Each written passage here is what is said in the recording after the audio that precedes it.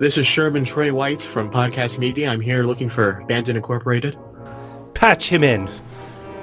Dear Sherman Trey White, there will be no podcast. There will be no movie mania. You are done. Your podcast is done. The First Order shall reign.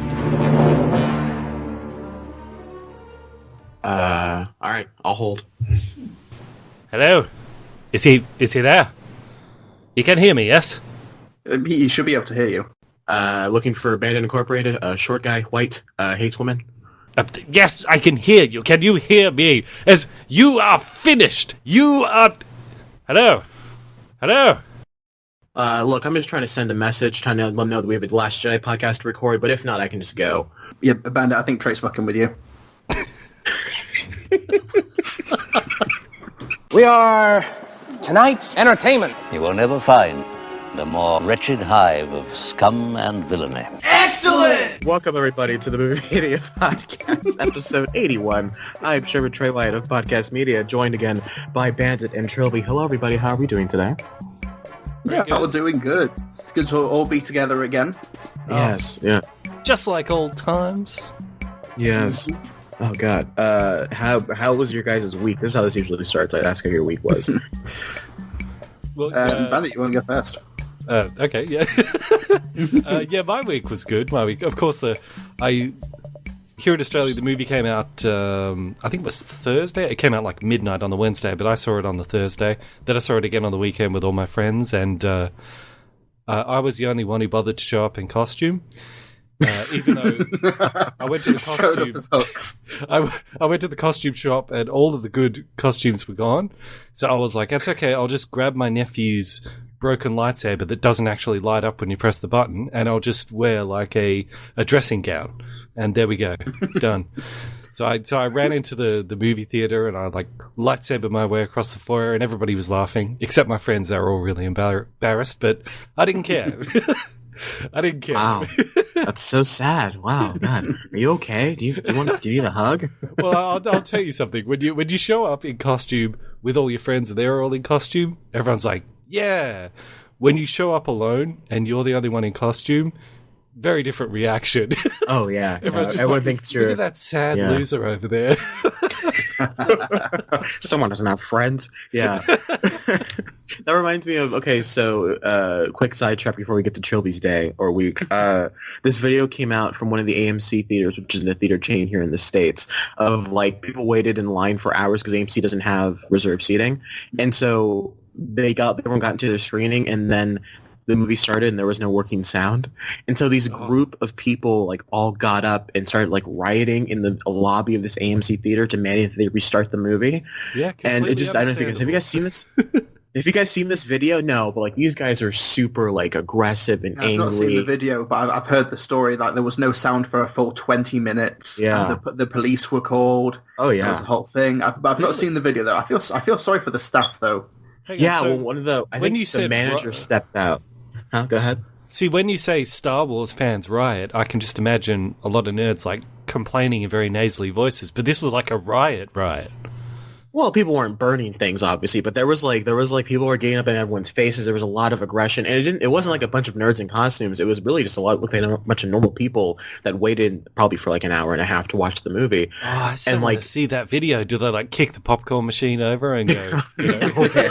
This isn't the scalding hot butter on people. This isn't the Szechuan sauce. This is not that bad. But like the manager comes out and like he's just like this young guy. And he's like, hey, we are not restarting the movie, but if you want a refund, and everyone just starts freaking out. And everyone's like, where's your boss? And everyone starts just like chanting like restart the movie. And it's like it's insane. It made me feel bad as a Star Wars fan. Yeah, and I watched this video like 20 minutes ago. I just wanted to point that out. Yeah, and then one of the staff members gets a blaster, shoots one of the patrons, and then says, the conversation was boring anyway. Luke, we've got company!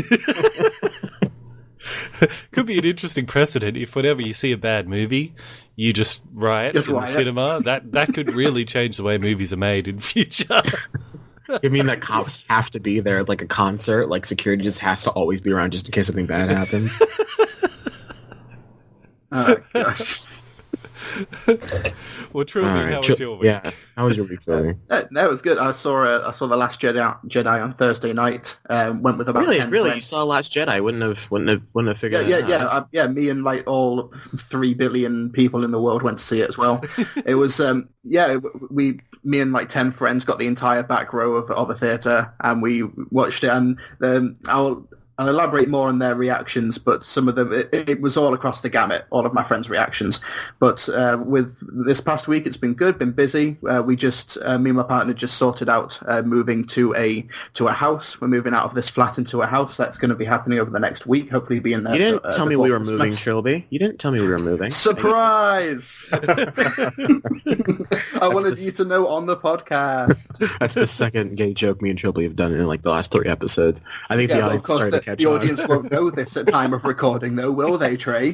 December 17th is when we're recording this. What was that joke you made a couple of podcasts ago? Like, it'll be out by Easter? Actually, it's getting that close. And that's the 3rd time we've made a joke like that. Mm-hmm. Happy Easter, everyone. Keep a good thing going. So I was making a short film, not the one I was making before, the one, this new one I'm making, and we finished all the scenes until we put again like an assembly cut and rescreened it for my class I'm taking, and it was so just, I don't know if you guys have ever screened a film you made to a bunch of people. It is so like heart-wrenching. It's like, I won't give away spoilers right now. There are certain scenes in Last Jedi where your throat's in a knot. You're like, why is this happening? This is terrible. It was just like that. Like I was dying in my seat. And oh god, I feel like I was gonna vomit. And that was like were you like George Lucas watching a Phantom Menace assembly going, I think I may be in over my head here. Yeah, I can't take any scenes out because it all fits together. But honestly, though, I feel it though, because I turned to my friend and I was like, I mean, we should probably get rid of that, but it needs to be there for the sake of the story. And like, I was like, I think I put too much in here. Every bit kind of explains the next part. And I'm like, well, it's stylistically designed to be that way. Yeah, I turned to my friend Jose. He helped me make it. I said, Jose, I mean, it rhymes. It has to be. It all makes sense. It's like poetry. Oh, yeah. And then on Thursday night, I saw Star Wars. And the walk into the movie theater to see Star Wars is always so wrenching because I had an orchestra concert at 7 o'clock on Thursday, so I was not able to get to the first screenings. So I had tickets for 11 o'clock at the IMAX that night. And I made sure that when we got to the theater, the doors were already open. And I wouldn't have to wait in any lines to get in the theater because we got our tickets like the reserved seating. And so the walk into that cinema was like, I had headphones in. I had the music blaring because I didn't want, because there's always those people that are walking out of the theater being like, oh, wasn't it great when this happened? And they'll say quotes that make them laugh, and they'll talk about the ending, and it happens all the time, and I never want that to happen to me. So the walk was so treacherous because it's in the very back of the theater. So I'd walk through this massive lobby and down like this really long hallway trying to avoid Star Wars spoilers. And then like some of the doors to the cinemas were still open and like the movie was starting and you could hear the cheers. I'm like, oh god, I gotta hurry up and get in here. And so we finally sat down, and then I said, oh god, we have to get our popcorn. And so we had to get the popcorn and drinks. Oh, it's like an action. Don't do it, Trey. It's spoiler suicide. And my friend went and got the popcorn, and he came back and he's like, I know what happens. And I was like, oh, I'm sorry, but if you tell me, I'll hurt you. But yeah, and then I saw it again in a private screening yesterday, which was nice. For anybody who has seen it, by the way, and didn't like it the first time, of course, yes. Oh, sorry, that sounded douchey. The best way to watch any Star Wars movie. No, I like Jamie. Like my friend was like, "Oh, hey, I rented it at a theater. Do you want to come? You want to go ahead?" I'm like, "Yeah, I'll go." So I went and saw it. I didn't pirate it. I'll be honest with you. I've seen it twice. I never paid for it once. But that's just because I have nice people that are around me. It's anybody who has seen it once and didn't like it, see it again. I feel like you'll like it more the second time. Yeah, usually, I concur with that. That's true. Yeah. Yeah. I've only seen it the once, but it has grown on me the more I've thought about it. It's stuck with me. It is such a, we'll talk about it later, but my God, it's beautiful. Okay, let's jump into the movie news, shall we? Ladies and gentlemen, can I please have your attention? I've just been handed an urgent and horrifying news story. Cannonball! All right, guys, this is a movie news portion of the show. I'm going to check up with the movie news that either... wow. Wow. It's not that late. And in it was all America, going Trey. so well. No, it's like 4:30 on a Sunday. I guess I'm just mentally gone. This is the movie news portion of the show. We talk about movie news that occurred over the last week. So we learned about this thing in U.S. history last year called monopolies, and it's. For those of you who don't know what monopoly is, it's essentially when you own like an entire market. For a long time, certain people had a monopoly in the oil market in the early 1900s. And I'm only bringing this up and boring our audience because Disney is developing a monopoly on the superhero world. Can I just say we should probably, to fit with the 21st century, we should, instead of calling it a monopoly, we should just say Google. Because that's pretty much what it is. It's like Disney is doing a Google where they just own everything in this field. We will call it a Facebook. If you want to invent on Facebook, you would have invented Facebook. What's a MySpace? What's a Bebo? I'll be honest with you, What the hell is Friendster? I have no idea what Bebo is, but I can imagine no idea what that is. Yeah, so Disney bought Fox this week. And granted, not everything has been finalized by the American government, sure, but the deal has been made. And for $54 billion, is that right? I believe Disney 52.4. Yeah, Disney has bought 20th Century Fox. They got everything except like all the news stuff. I think that's what it is, which means that they now have James Cameron's Avatar, X-Men, Deadpool, all that stuff. Everything, all the film stuff, the Maze Runner, everything that Fox has is now in Disney's pocket. Have you guys watched? You guys forgetting the most important one? They now have the iconic, the much beloved Fantastic Four. Yay. Yeah. Yes. Yay! Yeah, no one's excited about that at all. But And there was much rejoicing. I'll be honest with you. But if they get the Marvel treatment, we could finally get a good Fantastic Four movie. Sure, but at the same time, I don't know if you guys follow Sam Gavin on Twitter, but I'm so with him on this. I'm like, I don't want Disney to have this as much as and I love the Disney Marvel movies. Wolverine fight the Hulk? That can happen now. Yes, I know it can happen. Come now. back to fight the Hulk if he has to. That's the one thing that comes out of this. But at the same time, if Disney always owned Fox, we would never have gotten a Logan or a Deadpool. True. There's so much stuff that we would have gotten that we wouldn't have gotten because they weren't handcuffed. Deadpool now. Oh no, they're going to Disneyfy Deadpool. Yeah, and granted, they may not. They may keep it the same, and they might not change things, but I just don't know what's going to happen to the X-Men franchise. Fantastic Four is nice, and you can keep that, and they'll probably do something good with Fantastic Four, but in terms of the X-Men, I'm not sure what's going to happen now. Yeah, I love Disney, I love Fox, but I don't like the monopolistic implications of this. It's not just 20th Century Fox, the movie studio, it's also Fox TV, National Geographic, FX, and also Hulu, which may have implications for Disney's upcoming own streaming service. Maybe they'll shut down Hulu or incorporate elements of Hulu into their own Disney Netflix competitor in a few years' time. And also they've got some controlling stake in Sky TV and ESPN, I believe, as well. They also own The Simpsons, Family Guy, American Dad, Alien, Predator, Die Hard. There's a lot of massive implications here. And also... and Die Hard. Combine them. Combine the universes. Yep, that's the crossover. Yes. Why are we all talking about X-Men and Marvel? Why not? Yes, why not? But there's. Just go a step further. We also need to have Jake Sully from Avatar meet Homer Simpson, and also meet Deadpool, because that's the crossover that the world has been waiting for. Yeah, it would be. You no understand, Homer Simpson. No. Yeah, Homer the Avatar. But I'm not a fan of the monopolistic aspect of this because anything that helps Rupert Murdoch, who now has like a 5% stake in Disney, is a net negative for the entire world. Yeah. But it's also how do companies such as Universal or Warner Brothers managed to compete against such a massive library, because we've seen Disney acquire companies or properties before, like the Muppets or Marvel Comics and Lucasfilm and such, and also Pixar. But this is an entire studio's catalog and intellectual property. This is massive. This may be one of the biggest shifts in the movie industry since United States versus Paramount Pictures in like 70 years ago, when the entire Hollywood studio system got shuttered. So I think this is a massive deal. This is something that might not even be legal, which it might even be investigated by government officials over the coming months. it might actually have conflicts of interest. They may not be having Fox News because they have MSNBC. Is that the one that Disney owns, or is it ABC? ABC.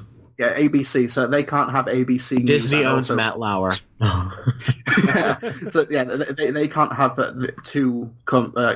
They can't have two news networks because there's conflicts of interest there. And let's not forget, it was only a month ago that Disney tried to shut down, was it the LA Times? Was it the New York Times? For a unfavorable story that they would not allow that publication to attend their movie press screenings because they published a story that Disney did not like. And this is happening a month after that, and all that everyone's talking about is X-Men meets Captain America, which I'm glad that internet discourse and film discourse has got people more interested in talking about the back dealings of Hollywood and intellectual property and stuff like that.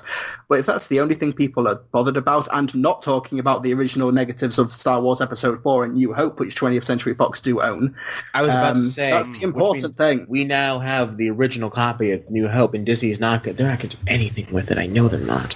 I think they will. They'll put it in the Disney Vault and release it on DVD every 5 years. And for all the people listening who are like, what does it matter if Disney owns anything? Who cares? What does it matter if it's a monopoly? Well, it matters because, generally speaking, monopolies suck because once you get rid of the competition, you have no incentive to outperform anyone because you own everything. So if the reason Disney people owns loved everything, Logan, go ahead. All movies are going to suck. The reason people loved Logan so much is because it was such a different thing from the superhero world that people like Disney had owned the world trying to do, and it kind of changed the landscape of superheroes again, like what The Dark Knight did almost 10 years ago. If I could, it's kind of like looking at like Fox and Disney, like pre this deal, it was kind of like a yin and yang thing. Like Fox would make a lot of junk, but every now and then you'd get like something that was really great, like a Logan or like an X-Men First Class, things that you just could not get in Disney. Disney, on the other hand, kind of makes a lot of great stuff, sort of great popcorn movies that's mainstream, but they are all kind of the same, and they do all have that. And you see that in Last Jedi as well. They do all have that same kind of humor, and after a while it gets a bit tiresome. Like you said, we could not have a Logan if Disney. Well, we won't have a Logan now that Disney owns everything. I mean, you can't Disneyfy Wolverine for crying out loud. And I love the fact that you brought up The Last Jedi as an example of Fox. Brought on filmmakers who were willing to make certain risks and certain changes. And while Rian Johnson, I think, did his best to make a different kind of Star Wars movie, you can still feel the minor handcuffs of Disney be like, oh, not so fast, like slow, like kind of keeping him just restrained enough with a lot of the Disney stuff that's in The Last Jedi that I'm just like, you could just cut all that Disney stuff out and it would have been a perfect movie. Although, as weird as it might sound, you could put Porgs into the next Deadpool movie and it would probably actually work. It would be fantastic. He would love those things. Considering what he does to his unicorn toys. These pink unicorns? Yes, this would be a different kind of Porg, yes. Well, like Disney are currently in the business of franchising. Like they're going to expand their Marvel slate, their Star Wars slate, their Pixar slate and such.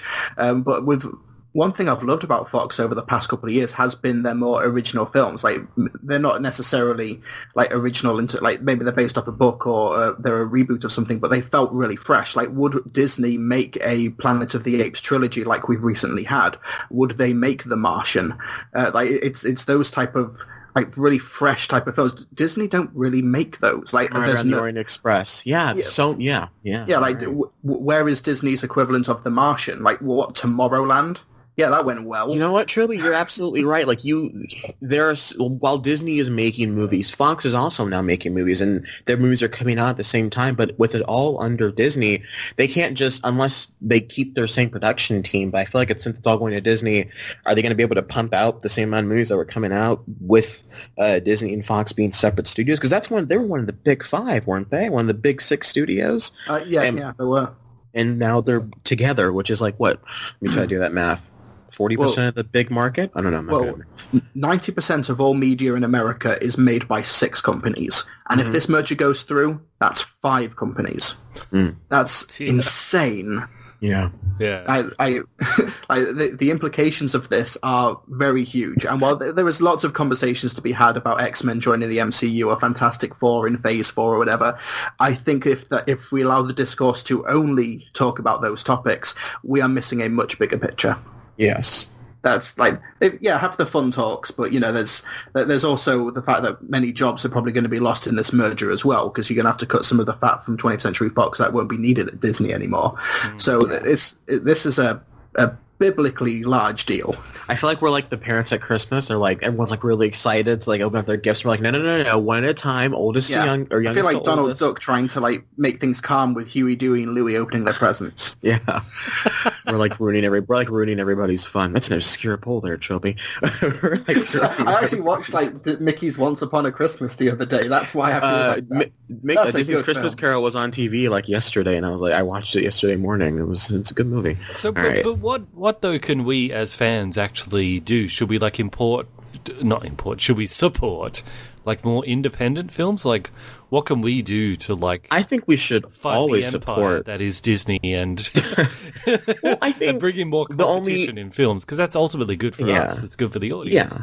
Well, I think the only thing we can ever do in terms of movie studios is speak with our wallets. The reason something people are.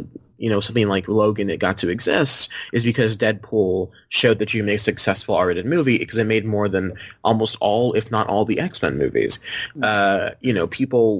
Disney showed that they could do the Star Wars thing again because Force Awakens made $2.7 billion or whatever, how much it made.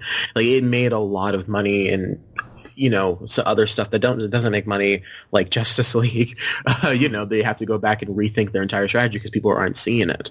So if we're worried that like, oh, should we just stop watching Disney movies? I guess, if they're not good, then people won't see them, hopefully. And eventually people will catch on and not watch Disney stuff anymore. But I'd also say that after having seen Last Jedi, and we'll talk a bit more about this in detail probably when we get to the spoiler section, the internet very clearly has affected how this movie unfolded as well, and I'll explain the details in spoiler. But in that regard, like we can speak with our wallets, but I think people can also do what like all three of us in this podcast in different ways do, which is we make our own stuff and we put it out there, because that does flow over into the big boy Disney kind of thing as well. It's amazing how much Rian Johnson just decided. He was just like, you know what? No, I'm not going to do that. I just, it's so loved all that. Okay. It's so beautiful. Anyone have any more comments about this Fox Disney deal? Not really. There's just one more little note that's buried in the news story, is that Bob Iger is going to be extending his contract up until 2021 to oversee the assets move over. So see, now it feels like at the end of episode 2 where like the Clone Wars have begun or whatever, and like you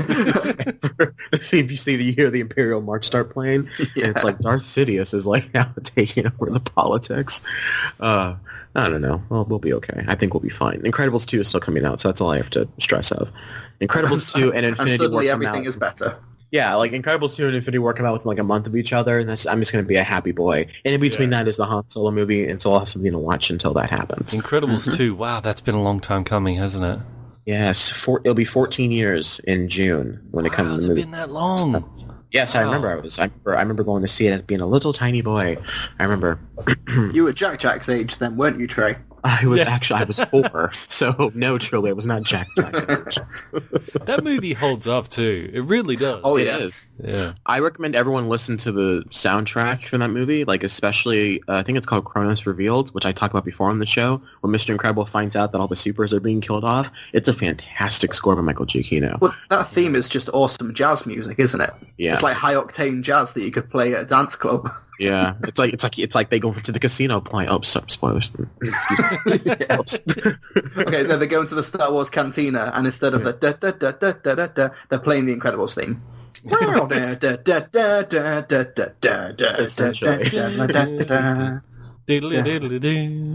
But what's great is that you could play that in literally any. It's like the Fresh Prince of Bel-Air theme. Literally everybody knows what it is once it starts playing. People are just like, oh, that's Incredibles. It's amazing how iconic that film has become. Okay, so Joby, do you want to talk about the Golden Globes? Yeah, just a quick thing. The nominees were announced this past week. Because as you know, the Golden Globes, they mix up the categories, so it's drama or musical or comedy. And for drama, we got Call Me by Your Name, Dunkirk, The Post, The Shape of Water, and three Billboards Outside Ebbing, Missouri. And for musical or comedy, The Disaster Artist, The Greatest Showman, I, Tonya, Lady Bird, and for some bloody reason, Get Out. I saw Disaster Artist. It's great, by the way. That hasn't come out here yet. I still want to see that. It's fantastic. It's got a limited release in the UK. Nowhere near me is playing it at social time. Sorry. Oh, hi, Trey. You can't look at the camera. What? No, this big Hollywood movie. It's really funny, guys. It's funny, but it's also really dramatic. It's the very book well is done. great. I've been reading the book the past couple of weeks, and that's a great read. Do they as well. talk about the sex scene they did and how, like, what happened on that day in the book? I don't know if you've gotten that part of the book. Yeah, they talk about that, and just Tommy Wiseau's treatment of the woman who plays Lisa. That's just horrible. It's terrible in the movie, man. Like, it's amazing what happened on that set and how just like everyone has. It makes you really think about the goods and bads of dreams, and it's a very good movie. It's one of my favorites of the year for sure, and I think it deserves a nomination. Where do you reckon Tommy Wiseau is actually from? Because he keeps it secret. Like, no one understands that. According to his IMDb page, he's from Poland. According to his IMDb page, he's from Poland and he's 62 years old. But I don't know if that's confirmed or not. I don't know if he paid them to put it on there, just put it there like that. So I don't know. Because in interviews, when people ask him, like, where are you from? What's that accent? He's like, I am American. This is in American the movie, accent. he's saying he keeps saying he's from Louisiana. So Yeah. But for the Golden Globes, we do also have James Franco's nominated for Best Actor in Musical or Comedy for Disaster Artist. Also in there, Ansel Elgort in Baby Driver, nominated for Best Actor in Musical or Comedy. The only nominee that Baby Driver has. We've got the usual suspects in terms of like the actors. We've got Daniel Day-Lewis for Phantom Thread, Tom Hanks in The Post, Gary Oldman in Darkest Hour, Sally Hawkins in Shape of Water, Jessica Chastain in Molly's Game, Meryl Streep in The Post, and yada yada yada. Emma Stone and Steve Carell in Battle of the Sexes, Margot Robbie, I, Tonya. Lady Bird's got a few nominees as well. Judi Dench is there. And also Christopher Plummer for All the Money in the World. What did... yeah, he deserves something after what that movie went through. What did Judi Dench do that got her the nomination? Victoria and Abdul. Ah, okay, that's right. Right. It was a big deal when it got released in the UK. I never saw it because I'm I got a screening to it, but I was working on the musical. So I'm trying to think. Oh yeah, Get Out. Was that the only thing it got nominated for with Best Picture? No, it also got Best Actor for Daniel Kaluuya for Musical or Comedy. I think for writing or directing, huh? Let me double check. Okay, so it was nominated for Best Musical or Comedy, Best Actor in Musical or Comedy. Yeah, it was just those two. No screenplay, no... Shame. All right. Well, listen, in my opinion, that's not as egregious as The Martian being nominated a couple of years back, because The Martian was a character drama about a guy using his lighthearted sense of optimism to survive. Get Out is a satirical, horrific comedy, and it finds that beautiful sweet spot and works the line a lot. So I think it works far better in terms of being nominated for a comedy. It just doesn't sit right with me. Like, because I found it quite horrifying to watch. And while not saying that dramas can't have funny moments or that comedies can't have dramatic moments and such, but I just think it's more egregious than The Martian, I think. Because The Martian, there's probably a lot more laughs in that than Get Out, even though Get Out has, what's his name, as the best friend character who is just consistently hysterical. Yeah. What's his name? Trying to find it. But yeah, the best friend character who's funny in every scene he's in, but it's still just really gets really under your skin. It's probably one of the best or second best film I've seen all year. Yeah. But it not for the laughs. It showed just massive tonal restraint. That should be a drama, absolutely. But it's just having a horror film get any sort of recognition at one of these award shows is a victory in and of itself, especially for an acting award for Daniel Kaluuya. He's not going to win, but him being there on the day, being nominated, that's a big deal, I think. But hopefully when it comes to the Oscars, it's going to get more of a reception akin to The Exorcist, where maybe The Exorcist is not as good as Get Out or vice versa, but hopefully it's going to be a horror film that has broken through to the mainstream to get that sort of recognition. But I think having it in a musical or comedy category it's really misjudged, I think. Yeah. Well, I think Kevin Smith talked about awards stuff, and we do this talk every year now. We've been doing this podcast. We always talk about the awards and what the Academy is and all that. And Kevin Smith talks about how it's more how he always thinks they should do a genre category where because musical or comedy is such a limited range of things to where if it's not a drama technically, we'll just put it in the musical or comedy category because they really wanted to get something. So I feel like they might give it to Get Out. What else is nominated for Best Musical or Comedy? We've got Disaster Artist, The Greatest Showman, I, Tonya, and Lady Bird. Are the reviews for Greatest Showman even out yet? I don't know. But the press screeners will have gone out. Okay. And the Hollywood Foreign Press, who are the ones who present the nominees for the Golden Globes and pick the winners, they will have likely seen the film by now. I am greatly looking forward to that movie, but I just don't know what it's like yet, so I can't comment. I've heard some good things about it so far, but I don't think there's any proper reviews. But when the Oscars very first started in the late 20s, there were 2 Best Picture awards. There was Outstanding Picture, which is like the biggest epic production, like your Inceptions, The Martian, or The Revenant, or Hugo, or Gravity. And you also had like Best Mad Max, and also Best Unique Artistic Picture, which would be like, say, I don't know, your Spotlight, Birdman. Moonlight, exactly. So I think we should bring a system like that back, so Absolutely. you don't have this weird segregation of drama and genre. And best film and best production, and that's why because when Best Picture went to the producers and I went to Get Up and Make It, when in reality, I feel like it should be the filmmakers actually, like the director, writer, and all those should get up and accept the award as a group, kind of like when you do best ensemble cast or whatever at the SAGs. Yeah, you're right. Best film, best production. It's kind of like how they also did for cinematography. It's just black and white and color, I believe, cinematography awards. Bandit's been very quiet because we've gone into the prestige film talk. He's over here just like, playing with my Marvel toys. Where's the Disaster Artist? Where's The Room not nominated? I just have absolutely no respect for like the Golden Globes or the Oscars or any of these pompous, pretentious Hollywood institutions that are devoted solely to them patting themselves on the back, and they're corrupt down to the very marrow of their bones anyway, so it doesn't mean anything. I don't understand how people can even watch the Oscars, watching a bunch of corrupt douchebags just go, Bandit, I'm you so do watch, good, you love Bandit, me, you really love me. It's get over yourselves. This is It's not inaccurate. He's not wrong, but Bandit, you do watch Survivor, don't you? Yeah, I do.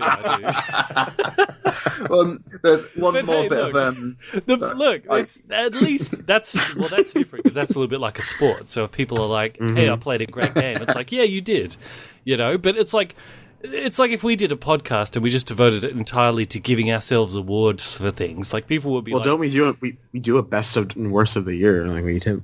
But as in we give awards to ourselves. Yeah. Oh. I know, but that's exactly the funniest gag goes to Trey. Yeah. Yeah, it's I the get biggest that. look at me ever. It's just I tend to look at it far more romanticized. I looked at it as more as the best of the industry, but at the same time, there are award ceremonies out there where the people, not the ones making the films, the people get to vote for things, and that's how you get movies. That's how you get awards. Where Twilight wins everything for 5 years, and then The Hunger Games won everything for the next 4 years. So there is this weird line that you have to draw. Like, how do you recognize good cinema when people either don't care enough to watch the good cinema, or only a select number of people actually can vote? You know what I mean? Yeah. Well, I mean, like the Oscars, like the ratings for the Oscars are dropping every year because hopefully people are seeing what I see, that this is just a gigantic hand job for themselves, for all of Hollywood. And it's like... Part of me thinks that the viewing figures for the next Oscars will be quite big. It's like they dissolve away all the good stuff about Hollywood, which is the actual filmmaking itself, and we're just left with all the ugly parts, which is the actors. Actors are horrible people.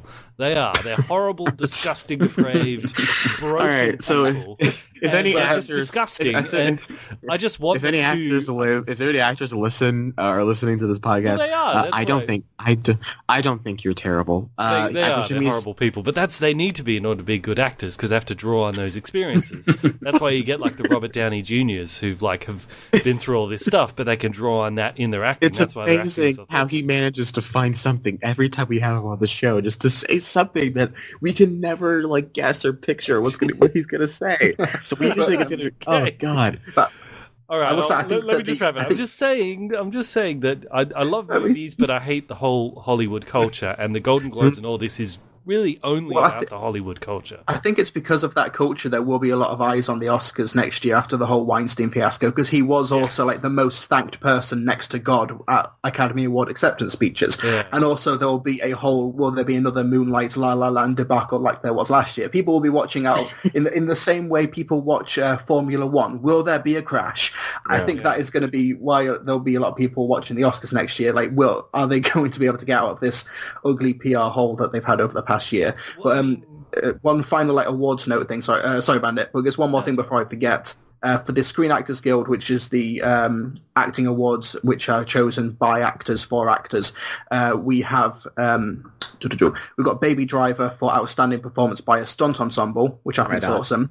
And also Get Out is nominated for Best Male Actor for Daniel Kaluuya.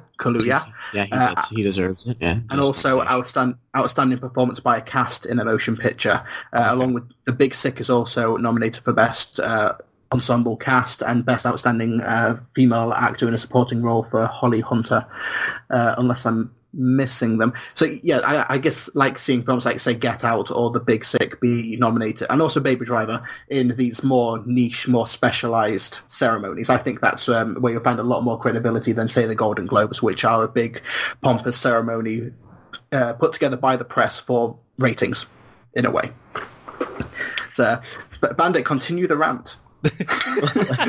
No, I'm good. Sorry to cut you off mid-flow. Let's tell you what, guys. That's why I was quiet during it, because I don't really care about all that. Yeah, but that's okay. No, hey, it's still I agree with you on a lot of those fronts. You are not off in any way, shape, or form. Jesus, look at all these comments. Okay, sorry, I was just on the Facebook page, and there's like 50 of them. Okay, let's jump to the movie. Yeah, I was gonna say let's jump to the feature presentation. Whoa. And now, our feature presentation.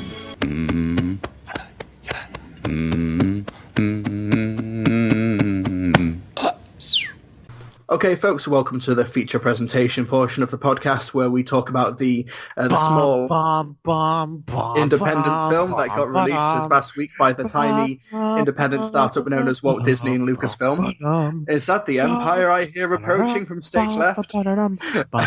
This is our spoiler-free talk of Star Wars The Last Jedi. If you want to skip straight to spoilers, we do have time codes in the description below. Fingers crossed, hopefully. And let's talk non-spoilers at first. Just give a general overview of what we thought of the film in spoiler-free detail. So let's start with Bandit, since he's kind of the guest on the podcast this week. So Bandit, you saw the movie dressed in a dressing gown and with a non-functioning lightsaber. That's right, a broken lightsaber, which ironically fits with the movie in a certain way. Spoiler! No, I'm kidding. Should have just thrown it over your shoulder and hit the guy behind you. Yeah, that's right. I should have. Anyway, non-spoilers. Yeah, my overall, I left the movie very happy. But that I was sitting there for the first half of the movie, maybe 2/3 of the movie, thinking to myself, can we just get to the good stuff? Can we just get to the good stuff? And really, I was the exact opposite. But that last 1/3 really brought it home for me. But I was kind of like, I think it might have been one of those situations where the nostalgia of the old movies got in my way. Because, again, no spoilers, but whenever we cut away to what the new characters were doing, I was always just finding myself going, can we just get back to Luke? I just want to see Luke again. Can we just go back to Luke? So it wasn't until seeing it the second time that I was able to enjoy the other parts of it more. But as many reviews say, it is a mixed bag. There's some stuff that's really, really good, and some other stuff where you're like, why is that in there? And I'm sure we'll get into all of that. But overall, I really did enjoy it. It's certainly a step up from the last movie. And they do take the story in a new direction. They do actually take some chances with this one. It's not a remake, which is great. And they address certain issues with certain characters. It feels like they do some rhyming with the themes. They don't just do the same story over again. It's almost like they actually somehow took George Lucas's advice and did some rhyming. But they also like, they did some rhyming, but then they subvert your expectations where you're like, oh, I've seen this moment before. This is supposed to happen. But then it goes the other way. So, overall, I was very happy with it. Trillbee, what do you think? Yeah, I've only seen it the once, whereas you two have seen it twice. I saw it with about 10 friends, and I was probably the most positive out of all of them. Some of them were quite disappointed with it, some of them were a bit bored, some were let down, some liked it, but I really dug the film. When I first saw it, I rated it above Force Awakens, but a bit below Rogue One. I'm that guy who gave Rogue One like a 9 out of 10 last year. Yep, I'm that guy. But over the course of the past couple of days, it's really stuck with me, and it's made me think just about the themes at play that it, because there's a lot of there's a few narrative and structural issues with the film, but in a way you can kind of forgive them because it's all in service of a thematic of a whole. It's stuff that you kind of have to maybe suspend your disbelief a bit in order to just accept what the film is trying to go for, and it's gonna throw a lot of people off guard because it subverts expectations while also kind of sticking to formula for for Empire Strikes Back and Return of the Jedi, and then just subverts them and changes them, and there's unexpected twists which completely threw me off guard. There's a few things that I know that Variety did a review that spoiled an aspect of the film, and I know that my enjoyment was significantly improved by not knowing what was in that review, because I read that review after I saw the film. But I really like the film. It stuck with me. I think it's Mark Hamill's best performance in live action. I think it's Mark Hamill's best performance of his whole career. Really? The cast. I think so. I'm not gonna claim that I've seen every single Mark Hamill film, but it's easily best supporting actor worthy. I think he is terrific. Glorious performance in this movie. Yeah, yes. I think Carrie Fisher's great. Adam Driver, Daisy, the whole cast is terrific. Andy Serkis is just deliciously great as Snoke. It's like I'm eating a nice chocolate bar every time he's on screen. He is so you thought he was it's like with Gollum. He's really so great. Fun to watch, and it looks real. It looks like Andy Serkis is there. He has that thing with his smile that I've seen him do in real life. It looks like Andy Serkis, and it's crazy. Yeah. Snoke did have a bit of a Gollum smile at certain moments. He had I looked at him. I saw the guy from Prestige. I saw the assistant from Prestige every time Snoke was on screen. I just couldn't help it. But and there's just some really great sequences. There's Jeremy Jahns. He said in his review that there's one shot that he'll have as background or screensaver, and that you'll know it when you see it. That comment in retrospect has really confused me, because there's 5 or 6 of those shots. There's at least 18 of those. In his non-spoiler review, he doesn't say what it is. Maybe he's done a spoiler one, so maybe he clarifies. But there's 5 or 6 amazing shots. I've seen it, and he doesn't. Okay, I might have to message him. I think I know which one it is. I think it's when there's a certain showdown at the end, and you have 2 characters on either side. But it could have been the top the screen. That'd be a good screen. I think. But it could have been a damaged spaceship, which is an amazing shot. It could also be a certain. Actually, it's probably a damaged spaceship. It could also be a certain scene on a cliff. I'll be honest with you. I don't know which scene he's talking about. But it just shows that on cliff. Yeah. But it just shows that Rian Johnson and cinematographer Steve Yedlin, who worked on Rian Johnson's other films, Looper and Brick, they showed up to play. They showed up to knock it out of the park here. It's got some of the most stunning tableaus in the entire franchise's history, and even the prequels, which narratively and in almost every creative department are not that good, but they were still great looking films. And Last Jedi, that lava fight is beautiful. But in terms of shot composition and lighting and just great, it's so unlike Star Wars in a way that it's shot and presented, but it still holds true to the franchise template and is still able to just bring that nostalgic wave over, just a greatly selected music choice or a character beat, and you're back home again, but it's not the way you remembered it. If The Force Awakens was Star Wars, a Star Wars movie for fans, this one is a Star Wars movie for people who are growing up in a way. It goes in darker directions, and it challenges you in a way. It challenges your own perceptions of being a fan and what a Star Wars movie even can be, and I think that is a point in its favour. But Trey, what did you think, non-spoilery? Actually, could I just jump in for you? To sort of add what you were saying with visually as well. I do kid. But sort of add to what you were saying about visually, as well, apart from how well it's shot, visual effects, for all of you pro puppet anti-CG fans out there, you'll be happy. There's lots of puppets. Oh, Jesus. And they don't look bad. In the movie? There's plenty of puppets, so you'll love the puppets as well. It's got the best puppets I've seen since There's one Master puppet where I 4. was like, that looks wrong somehow. But we'll talk about that in spoilers. Okay. So here's what I will say, because I don't love this movie. And when the movie ended, I turned to my friend who was just like in tears. He was so happy. People were cheering and clapping for like a minute after the credits started to roll. And I was just like, I didn't love that. But I think I realize now that I respect this movie far more than I think I actually enjoyed it. And I'm so happy that we have gotten something that feels like a genuine filmmaker got to play in the Star Wars universe. Because, like, I love The Force Awakens, and I think it's a great return to the franchise, and it's a nice love letter to what Star Wars was. But this feels like the genuine continuation, like an expanded universe story of what we got from Episode 6.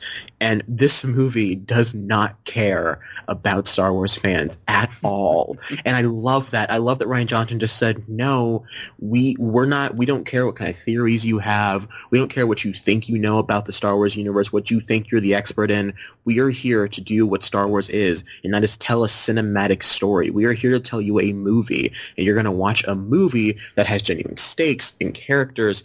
And I loved all of that. However, for every risk they did take, I was not a fan of some of the risks they took.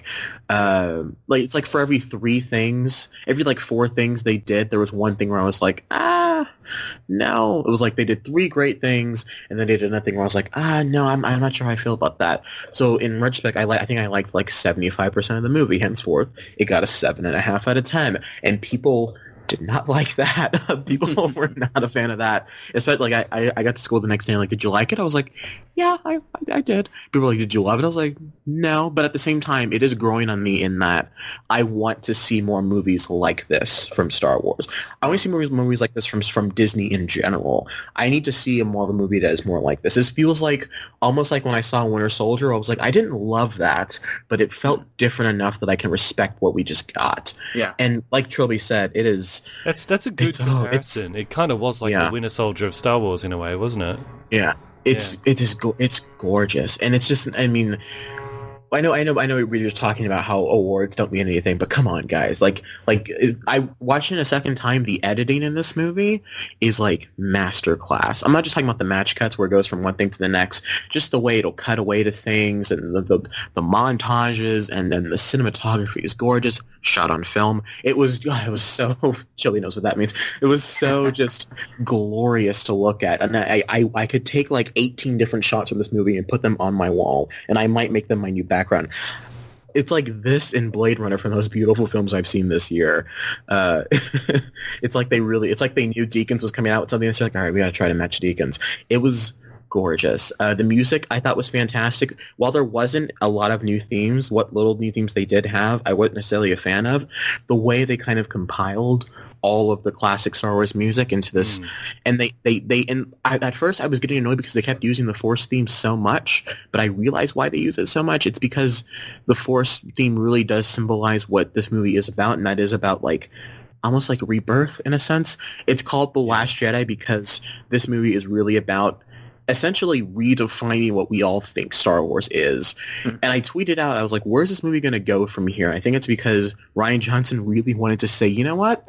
We're just going to destroy everything. A lot like Winter Soldier. Shield, Hydra, it all goes. We're just going to get rid of it. We're going to do something completely different. Or and you know what? Maybe it's because Rian Johnson knows J.J. Abrams going to do the next one. And because J.J. Abrams did the first one, Rian Johnson is like, okay, J.J., you left all these loose ends that I have to somehow tie up, while at the same time not getting bested by the internet. So if you're going to leave me with this mess to clean up, I'm going to leave you with a mess to clean up when you come to do the last one. This movie wraps it. There's so much resolution in this movie, where I was just like, where is episode 9? Because there are things that they do in this movie where I'm like, I thought that was going to happen. Okay, yeah, sure, all right, absolutely. But at the same time, I loved the fact that I did not know what was going to happen next. There were certain points where I was like, and this is where we end the movie, and it kept going, but I was okay with it. However, the film's final like 30 seconds, I'm like, that doesn't need to be there. Let's just get rid of that. Oh, I completely disagree. I was we will go spoilers. I was so angry because this was almost a beautiful. Well, let's give it our ratings and then we'll jump into spoilers. Yeah. Because I have a feeling all the positive stuff will be in the non-spoiler section, and the spoiler section is when we'll just rip this movie apart. I think just one more note before we get to the scores is that I can't remember which episode we joked about this, Trey, but it was this idea that directors would just send each other passive-aggressive notes via telegram. And I'm just thinking that what happens is that Rian Johnson, he finishes The Last Jedi, he puts a rough cut of it on a Blu-ray or a USB stick or whatever, and then while JJ's writing episode 9 in his office, it's like, letter for you, Abrams, and then he opens it, and it's a telegram for Abrams, and then he opens it, and it's got a USB stick and a note that says, your move, bitch, signed Rian Johnson. It's just like, na boo boo. It's just instead of a long time ago, it's like game on. He puts the USB in his laptop. JJ like shakes his fist at the sky and he's like, Ryan! He puts the USB in his laptop. Him, and then he puts the USB in his laptop, and then Mark Hamill comes up on the screen and says, "This is not going to go the way you think." Like it does, like there's a certain thing that happens in episode 8 where you're just like, oh snap! Like essentially, like just like whatever happens with that one character is Rian Johnson, and that other character, we all know what I'm talking about here, is like J.J. Abrams, and it works so beautifully. Oh god! All right, let's jump into spoilers. Bandit, what would you give it out of 10? I'd give it probably a solid 8 out of 10. Okay, all right. What about you, Trillbee? When I first saw it, I was thinking 8. Now I'm thinking 9 on reflection. And I stick with despite me really enjoying a lot of it, I'm going to stick with my 7.5, just because I really can't agree with some of the choices they make. But yeah, let's jump into spoilers. 3, 2, spoilers. Wow!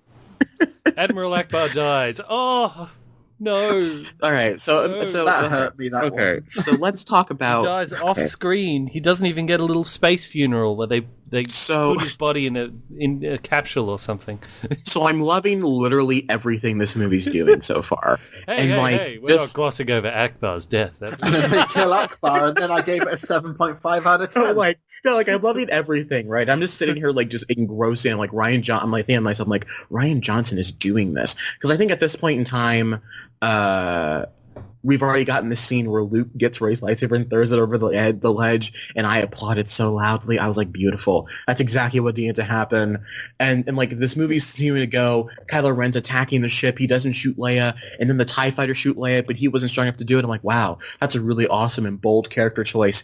And then like Leia's hand starts to twitch, and I'm just thinking to myself, no. And then she floats gracefully back into the rebel ship and comes back to life. And I'm just thinking to myself, no, I'm not okay with this. Explain that to me, because I don't get why people have a problem with that. I'm like, well, she's force sensitive. She's a Skywalker. She's been sensing things throughout both the movies. I don't get why everyone has a problem with that.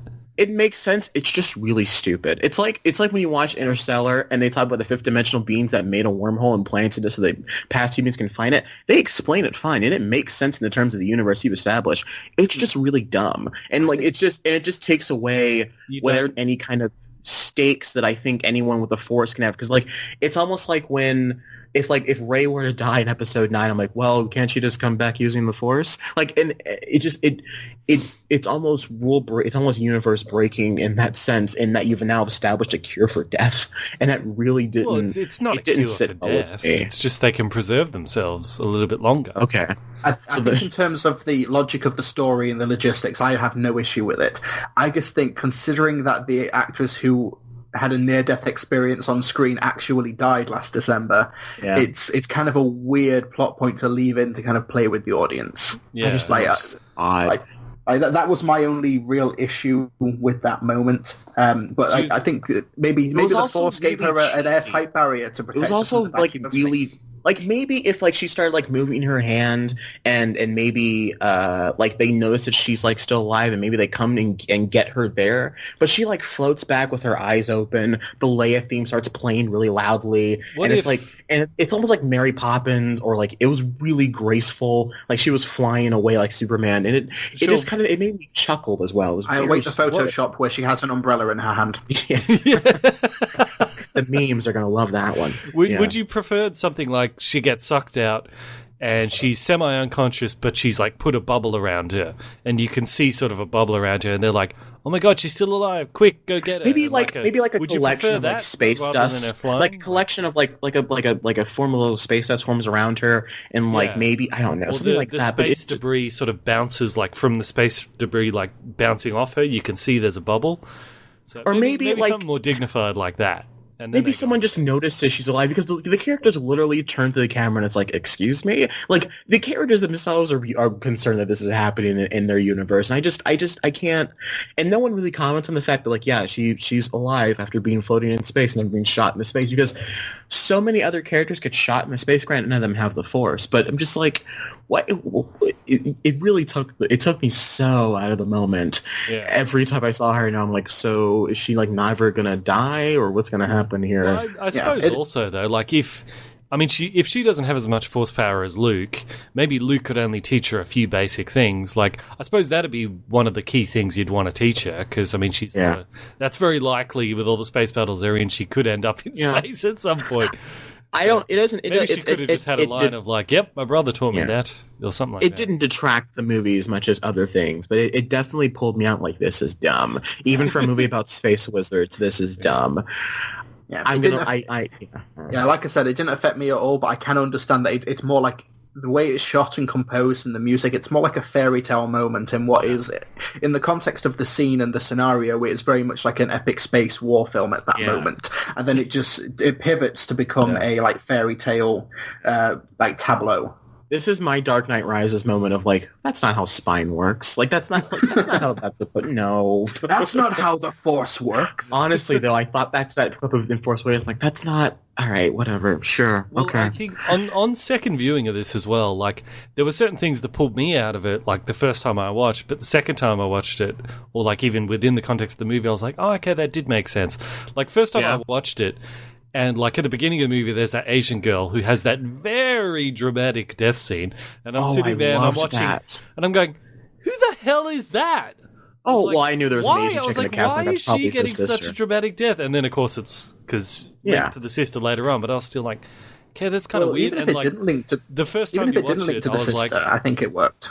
Yeah, set up some payoff. There's certain things that seem stupid, but then there's a reason. Like later on, I'm like, why do they have all these stupid crystal animals running around? But then there's a reason, because they do they show them the way out. So it's like, I was okay with the universe building there, because like I mean, even when Ray's on Octo, you see that little fish tail in the background that never comes back later, and it's just something that adds to the universe. That's such a cool shot. It continued the problem that Force Awakens made, in that it didn't set the stage of what the state of the universe is. You remember that with Force Awakens, like we had big conversation about this, is it didn't fill in the gaps enough between what happened with Return of the Jedi and Force Awakens. You assume there's a New Republic out there. It's never really explained.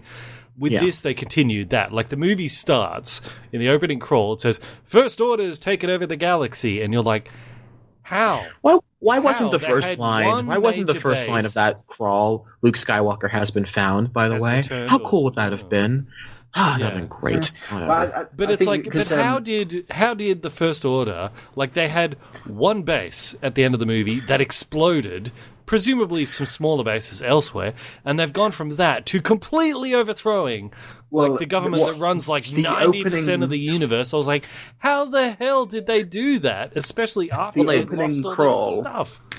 The opening crawl does say, I'm assuming it was in response to what happened in the Force Awakens when they destroyed those 3 planets at the same time with the Starkiller base. Yeah. Them destroying those planets has kind of created like a big like gap in terms of like the resistance force, and they have been able to use that gap to sort of gain more prominence. I'm guessing that's what the opening crawl was alluding to. That's what I assume as well. I assume those 5 planets they blew up were like the core worlds through which the whole Republic is governed, and once you take that down, everything just kind of falls apart. It'll be kind of like if you destroyed the White House, the Pentagon, MI5, the FBI, and the CIS at the same time. Yeah, things will fall apart very quickly. But it's like...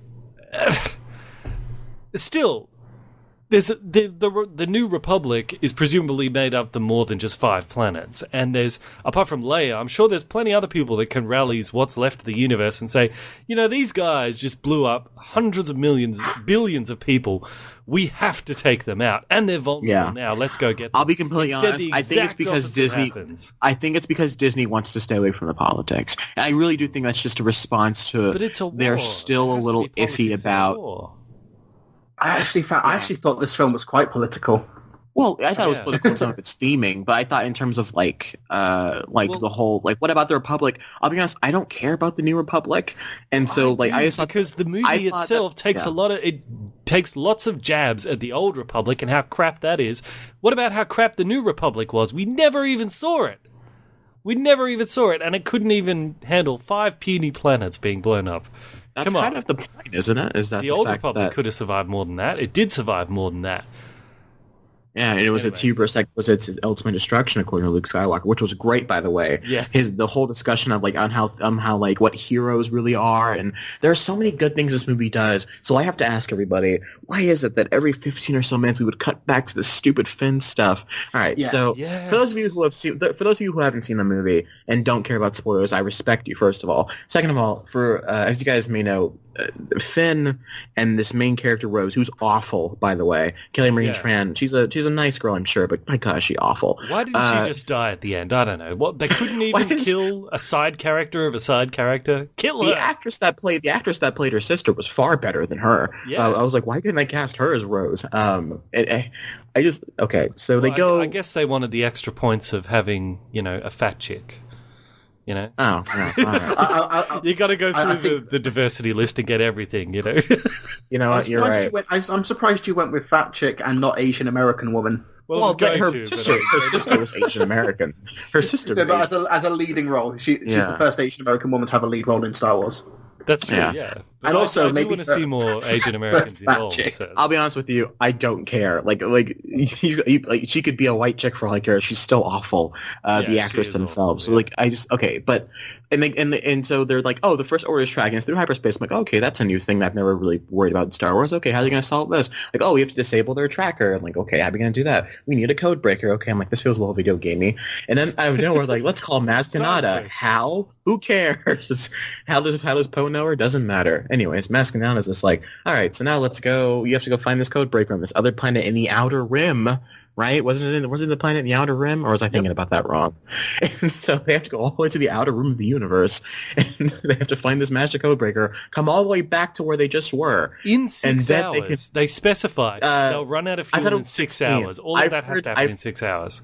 I heard it was 16 hours. I thought it was 16, and then towards the end of this, they've got 6 hours. Which, by the way, begs the question: Ray did all of this. Ray did all this in 24 hours. Okay, exactly. That's the problem. Unless the film doesn't. Sorry, go on. Well, the film's not explicit, but I think what it is that Rey's storyline, until she gets onto the Star Destroyer at the end to confront Snoke and Kylo Ren, I think her story is taking place maybe a day or at least a few hours before the film proper actually starts. I don't think it's a fully linear story. I think until she gets onto the Star Destroyer, her story is a few hours or maybe a day before the rest of the film. Yeah. What could potentially be happening is that, since this is essentially a direct continuation, as Rey's traveling to go find Luke, all this stuff with the First Order and the Resistance could be happening right now.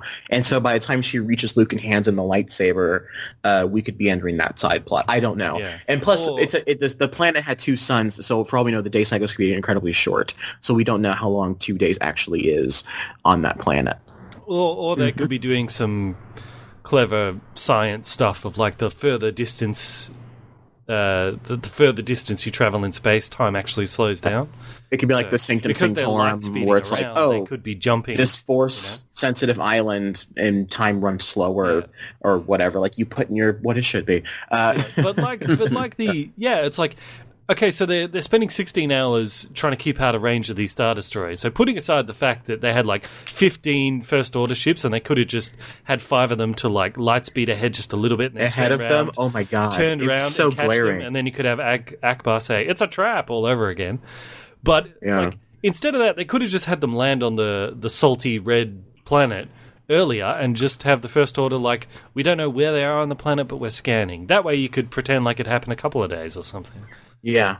Rather than them just flying in space for the time thing doesn't bother me as much as the actual storyline that we were just talking about. The time thing I can get past. Because how long was Luke actually training with Yoda? We know that's just a movie thing in general, movie time versus actual time. But like, okay, so. But I think the entire subplot where they go onto the casino planet and rescue those animals. With the ending of the film, thematically it works, and I kind of forgive it. But you could have condensed that significantly. You could lose about 10 to 15 minutes from that subplot. You can lay the whole film out in Premiere and Control X and Control V, like just get rid of everything. You could literally clip that stuff out of the movie and sync it all back up, and it would work completely fine, except to be a half hour shorter. Like that doesn't need to be there in the slightest. You know how? Because here's the thing: is like they leave and go find the hacker to get them through the Imperial shields. But I was like, don't the Resistance have their own hackers? I mean, this entire organization is built to fight the First Order. You don't have one computer guy, because you don't understand, Bandit, because the plant lady, whole fleet. There's not one guy who's like, you know what? I specialize in hacking First Order systems. Kind of makes sense that you would have that if you're a Resistance. No wonder that you don't get it. Because the plant lady from Jurassic Park has to not trust Poe Dameron for some reason and has to not tell anybody their plan because movie conflict. The purple-haired SJW needs to show up the straight-up male who might actually be gay and Latino. We don't know. I was going to say, isn't Poe Dameron Latino? I like Oscar Isaacs. You can't really tell with Oscar Isaacs. He could be anything. He's one of the I believe he's Colombian, but don't quote me on that. But but it's like, why don't they have hackers? Like, you need someone to hack First Order systems if you're fighting the First Order. Like, you could just have a Sean Penn style hacker character off to the side, but they're all like, how are we going to hack in? And then that side character is like, actually, I have this crazy theory of how to get in. They're like, oh, whatever, you're a crazy guy. And he's like, no, trust me, I can do it. That's all you need. Then you can cut out half an hour on the casino. Just be the hacker? Why not just make the Asian chick the hacker? I don't understand. Yeah, and then you could cut out the whole casino and instead spend that time on Luke actually teaching Rey about the Force.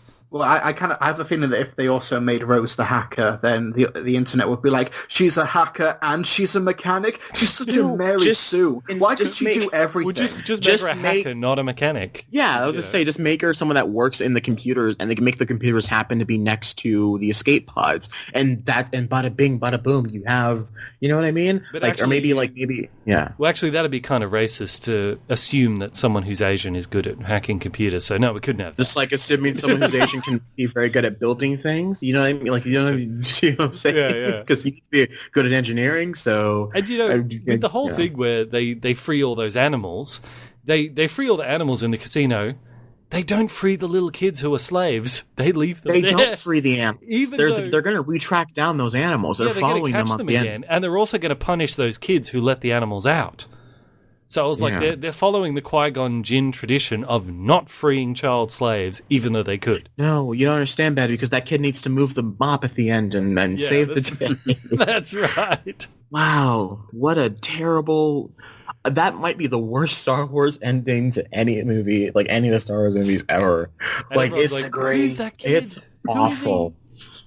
I don't care. I think the point is that it's like, oh, heroes can come from anywhere, like Rey or Anakin. I get what they're trying to go for, but once again, it's really dumb. And Hope for not dying.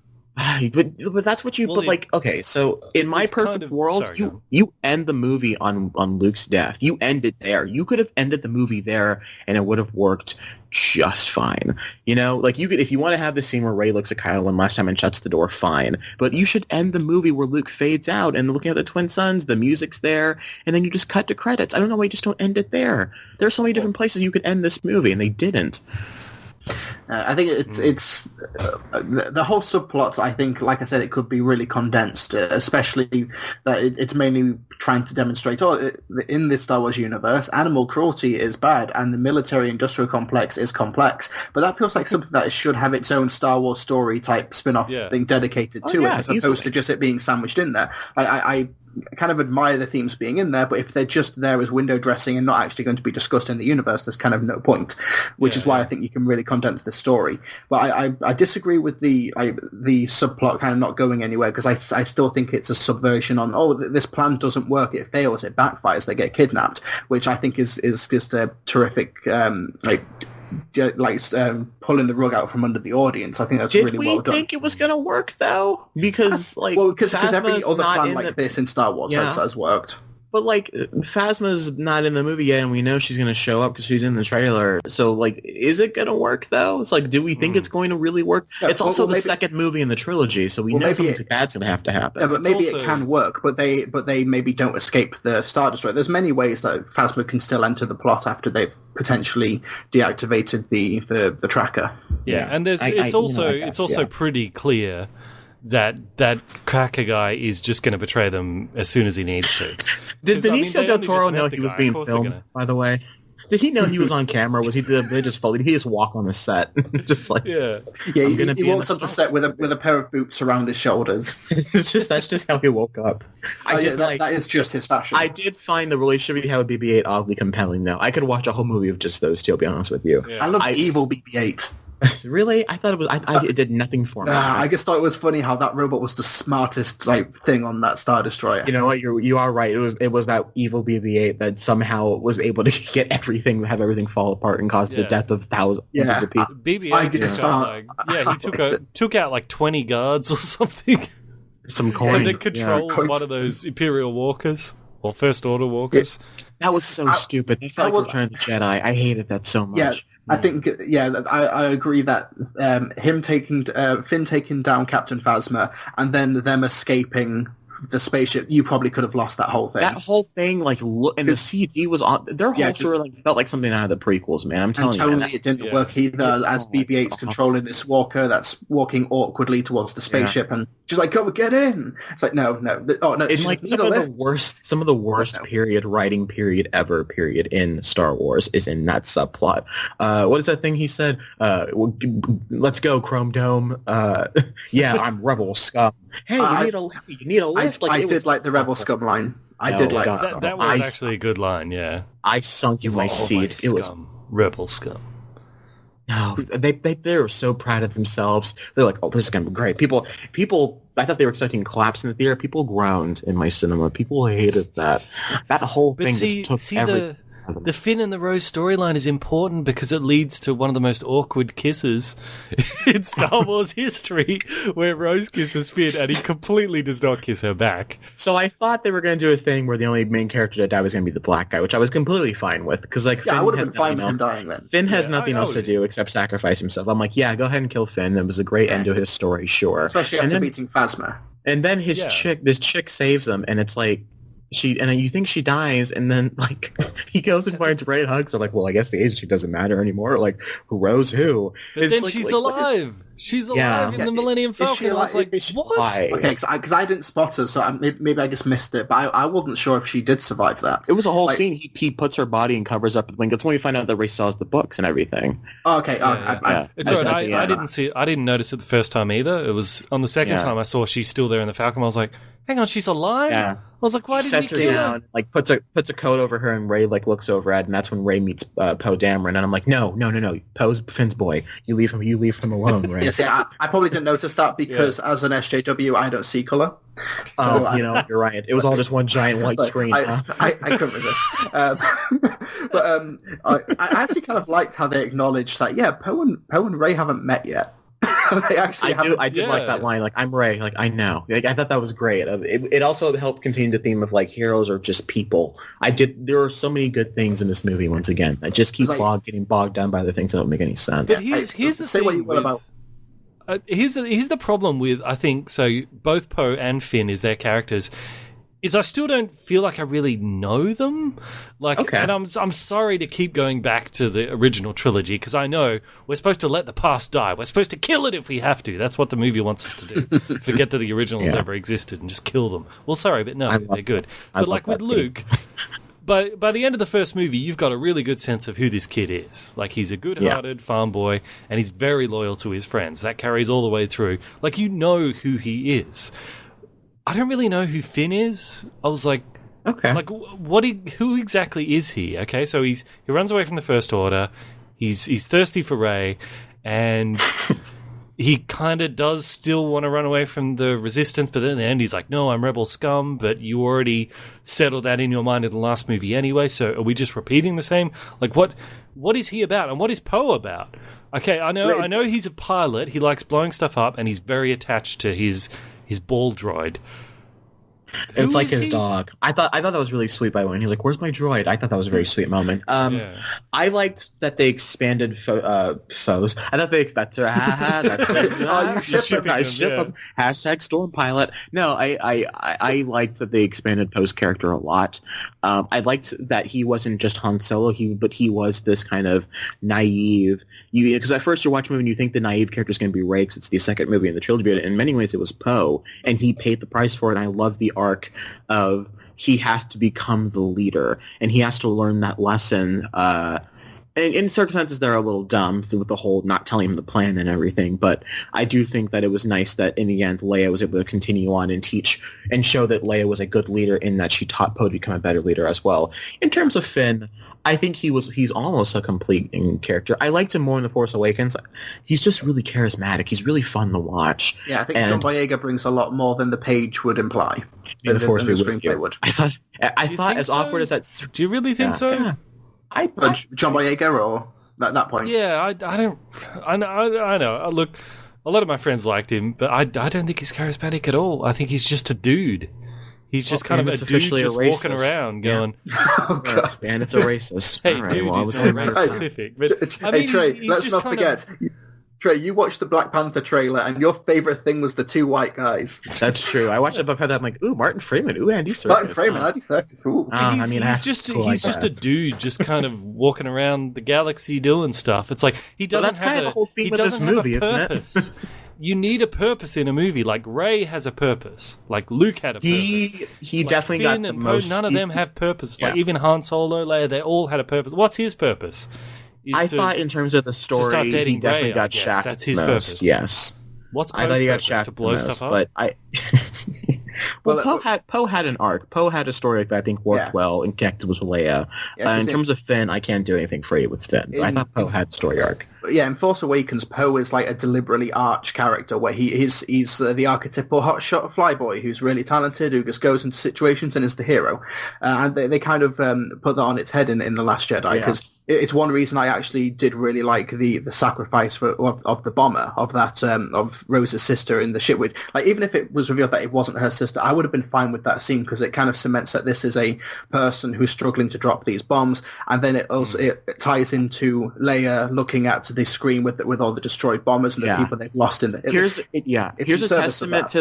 testament to the character and the direction of Rian Johnson, because I felt so much emotion and stakes for her in that scene than I did for any of the cast of Rogue One. I was so in it for the in that. Why do you hate Rogue One so much? I don't hate Rogue One. I just don't think it has any dramatic stakes to it, which is weird because I felt so much stakes with that character and with what was his name, Paige or whatever. I felt so much there's so much terror and fear for this poor girl just trying to get this bloody remote so she can blow up and sacrifice herself. And I got emotional the second time I watched it. It's such a good scene.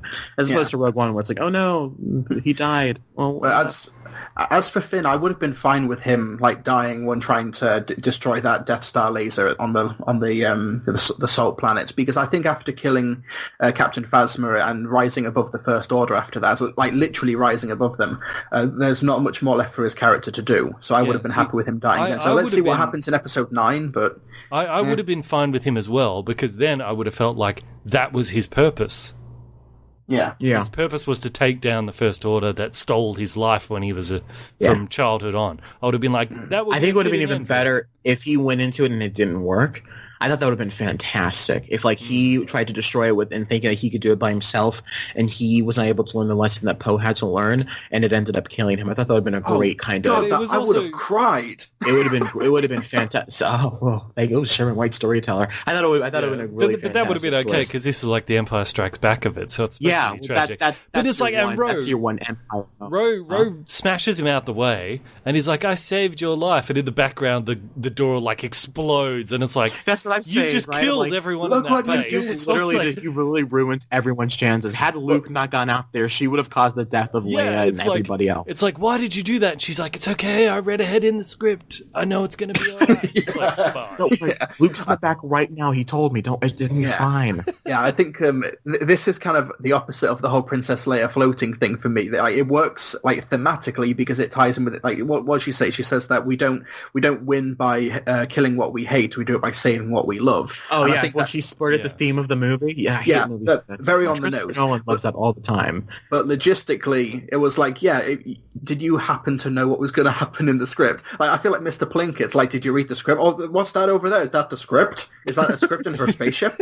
What's that on the ground over there? Is that the script? Hey, let me ask you Sorry, go on. Finish your thought. I was just going to say, it's what I was saying earlier in the non-spoiler section. I kind of forgive it while acknowledging that it is flawed because it kind of works to a greater theme. It's like the subplot, I think you can completely trim and condense that and maybe hit some of the major beats in the story and maybe just touch upon the themes of the military-industrial complex and the animal cruelty and stuff and just expand the Star Wars universe in a much more condensed way because it still ties to the idea of hope and what it means to really be a hero, which is the lesson that Poe has to learn. But it is still a bit heavy-handed, but I kind of forgive it because it works thematically. I'm a theme type of guy. It's why I liked Rogue One a lot. Yeah, it does work thematically, which, segue, is why I actually kind of liked that Rey's parents were nobody. Oh, God, yes! So beautiful. Yes. In a way, it couldn't have been anything else, because I've been saying this for ages, that in The Force Awakens, the whole thing that Rey has to... Her entire arc for that film is to forget about the past and move on, look forward. It's what Maz Kanata says to her, because she says that you know deep in your heart they're never coming back. You have a future with Luke, or words to that effect. So if it had been somebody, like it couldn't have been anyone of note or anyone in particular, but fans are kind of pissed off about that because they were just nobody, but it was the setup for the tragedy, like the tragedy of Empire Strikes Back is that so much bad happened to these heroes and we just end it there. But the tragedy of the situation between Kylo and Rey was set up so beautifully in all those conversations they had. And I think it really comes to a head when he's like, you know, just let your parents say it. They were nothing. You're nothing. And you're like, well, that's me. And he's like, but not to me. And my heart melted. My cold, empty black heart. It's not because I'm black, but like it's like coal. Like just melted. I was like, that's so sweet. And I was so on board for Kylo and Rey to be a thing. I don't know why. Call me a teenager. I was so ready for this to like be a Kylo Rey. Yes, yes, Kylo Ren. That's a nice ship name. It was so well done. And then when she's like, Ben, don't do this. I'm like, no, Rey, please just take his hand. Rule the galaxy. Please do it. I was so on board with them just to rule the galaxy together. And yet they can't because that's the tragedy of the story. And I also like that, I mean, like, them saying that her parents were really nobodies, that's the only answer they could give that's unexpected. Because the internet has guessed every other possible theory there could ever be. I had friends on Friday when I saw it that didn't care, and they're like, "So who are Rey's parents?" And I was like, "I can't tell you." And they were just like, and they guessed they were like Sidious, Obi-Wan. They guessed everything. I was like, wrong. You're all wrong. And they were like, "Who are they?" I'm like, "They're nobody." And they're like, "What? Seriously?" I was like, "Yeah, but it works." Yes, like they abandoned her. They sold her for drug money or something. I don't know. It's so perfect. They were nobodies that sold her for drinking money. That's beautiful. And in terms of theme, it indicates that we're moving away from this idea that everyone who's good in the Force has to be a Skywalker. That no, the Force is open to anyone, which links with that kid at the end with the broom. Even though that was kind of cringy, it does fit thematically with that idea. Which is what it makes sense. The Force should always be really dumb. Like you don't have to. Like it gets away from midichlorians back to just the Force is like if you're a good person, the Force might kind of like Green Lantern's ring. It'll give you powers. Yeah, you know? Anakin Skywalker was a nobody. Yeah, Anakin Skywalker was a nobody back when Qui-Gon found him. It just happened to be a Force. Well, he was an immaculate conception, but sure. But Qui-Gon also happened. happened to just randomly find this kid that Anakin was Jesus. Yeah, Space sure. Jesus. But in that sense, yes, he kind of came out of nowhere. Well, you see people on like Facebook and Twitter saying like, "Oh, Rey's parents being nobody creates a plot hole in the universe because how did she get the Force then?" But let's not forget, in Star Wars lore, Jedi's were meant to be celibate. What is that the word? I know they're not allowed to have romantic relationships. So where did the Jedi come from? They have to be selected or chosen or just random fate of the universe. And the only people who were able to have Force powers given to them by a bloodline would have been Luke Skywalker and Anakin. Like, would have been that family connection. Yeah, the Force isn't passed through genetics. And if you want to be completely technical about it, it depends on whether you have midichlorians in your blood. But I don't know if that's canon anymore. So like, I don't want to be that guy who has to pull out the midichlorians textbook. That's a really good point. I haven't thought of that. Yeah, I mean, it makes a lot more sense that the Force just picks people randomly because, if they're celibate, they can't pass on the Jedi gene. If there is such a thing. It's like what Snoke says. For the dark that rises, light has to meet it. And I love the talk of balance and what the Force is, and how Luke explains to I guess it's the first lesson that they learn when she just reaches out and he hits her with the plane, which is a great moment. But that was my favorite bit. Luke trolling her with that leaf. Oh, that must mean you're really strong with the Force.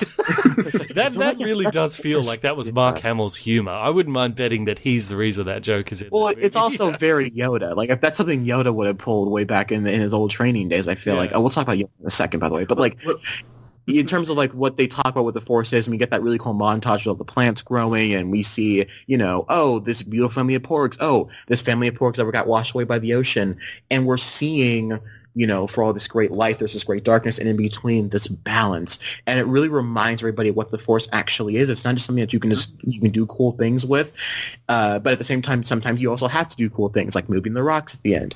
That's the stuff that I loved in this movie, and when they really focused in on that, it was beautiful. Sure, but before we move on from the Rey parents thing, that's one of the things I was talking about in the beginning of this podcast. Is they definitely did change whose Rey's parents were going to be because of the internet. Because in the novelization of The Force Awakens, it says, in the scene where she shows up on the island and goes to give him the lightsaber, it says, and this is accepted canon, approved by Disney, that he knows who she is. He recognizes her. He knows who she is. They change it in the movie. He's like, who the hell are you? So she was definitely going to be either Luke's... Well, also in the novelization, Snoke knows... In the novelization, Snoke knows who she is because he's talking to her while she's fighting Kylo Ren, if I'm not mistaken. In the Force Awakens novelization. And it's also implied in the Force Awakens movie that Kylo Ren knows who she is, because there's a bit where that commander guy is like, "Oh, the droid's gotten off the planet. It's some girl." And then he says, and "What he grabs girl?" her by the Force. He's like, "What girl?" Like he knows about her. I just like to think that Kylo Ren's just a massive sexist. Like, what girl? There's a girl. No girls allowed. It's just Force guys, only boys. Yeah. And on Kylo Ren's office, he actually has a really standard office with a desk and a lamp and everything. It just says no girls allowed, but it's girls with a U instead of an I. No girls. Either that, or because there's Captain Phasma's the only girl apparently in the First Order. He's like, really, who is she? Let me touch fingertips with her across the galaxy. Well, so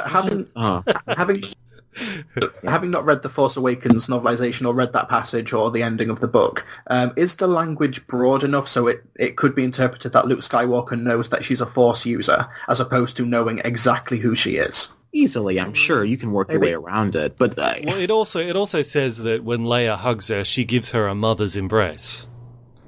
Okay. I mean, it could just mean that she's acting I feel like that's deliberate mother, enough to she is her mother, but So maybe the book is just trolling Star Wars fans for the I don't think so. I think they definitely were planning to make it that her parents are someone significant, but they changed it. Because I think they're tooling with you, sir.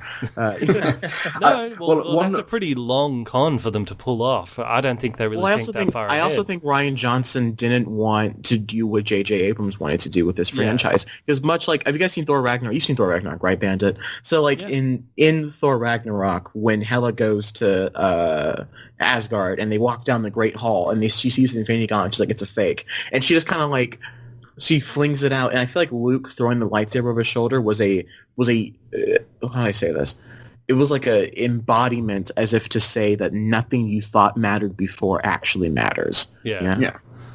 Yeah, I also think that entire philosophy has been applied to Snoke as well. Absolutely.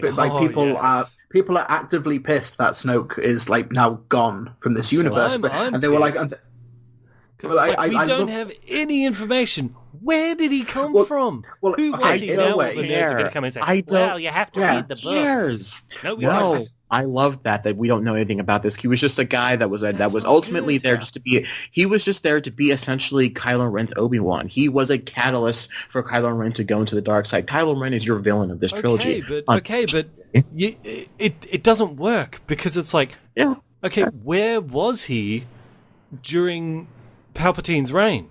Where was he? Absolutely. Looks like he's old enough to live through I'm sure all that there's going to be expanded universe material too. And that sucks. That sucks. Yeah, but listen. See, that's Wait, why let me finish the point. Sorry, but Let me finish the point. Go. I'm sure there'll be expanded universe material that fills in all these details and stuff. But in terms of the actual information that the audience needs to know in this story, is that Snoke is just a new bad guy who is going to be the progenitor for Kylo Ren's arc, and also that it's kind of he's maybe like Tarkin in A New Hope. Like he's a bad guy. Yeah. That is his role, to be a bad guy, and you don't necessarily need a backstory or an origin or explanation as to where he's been, but that information is nice to have, maybe, but it's not prudent to the film, and I think that it's just a great subversion.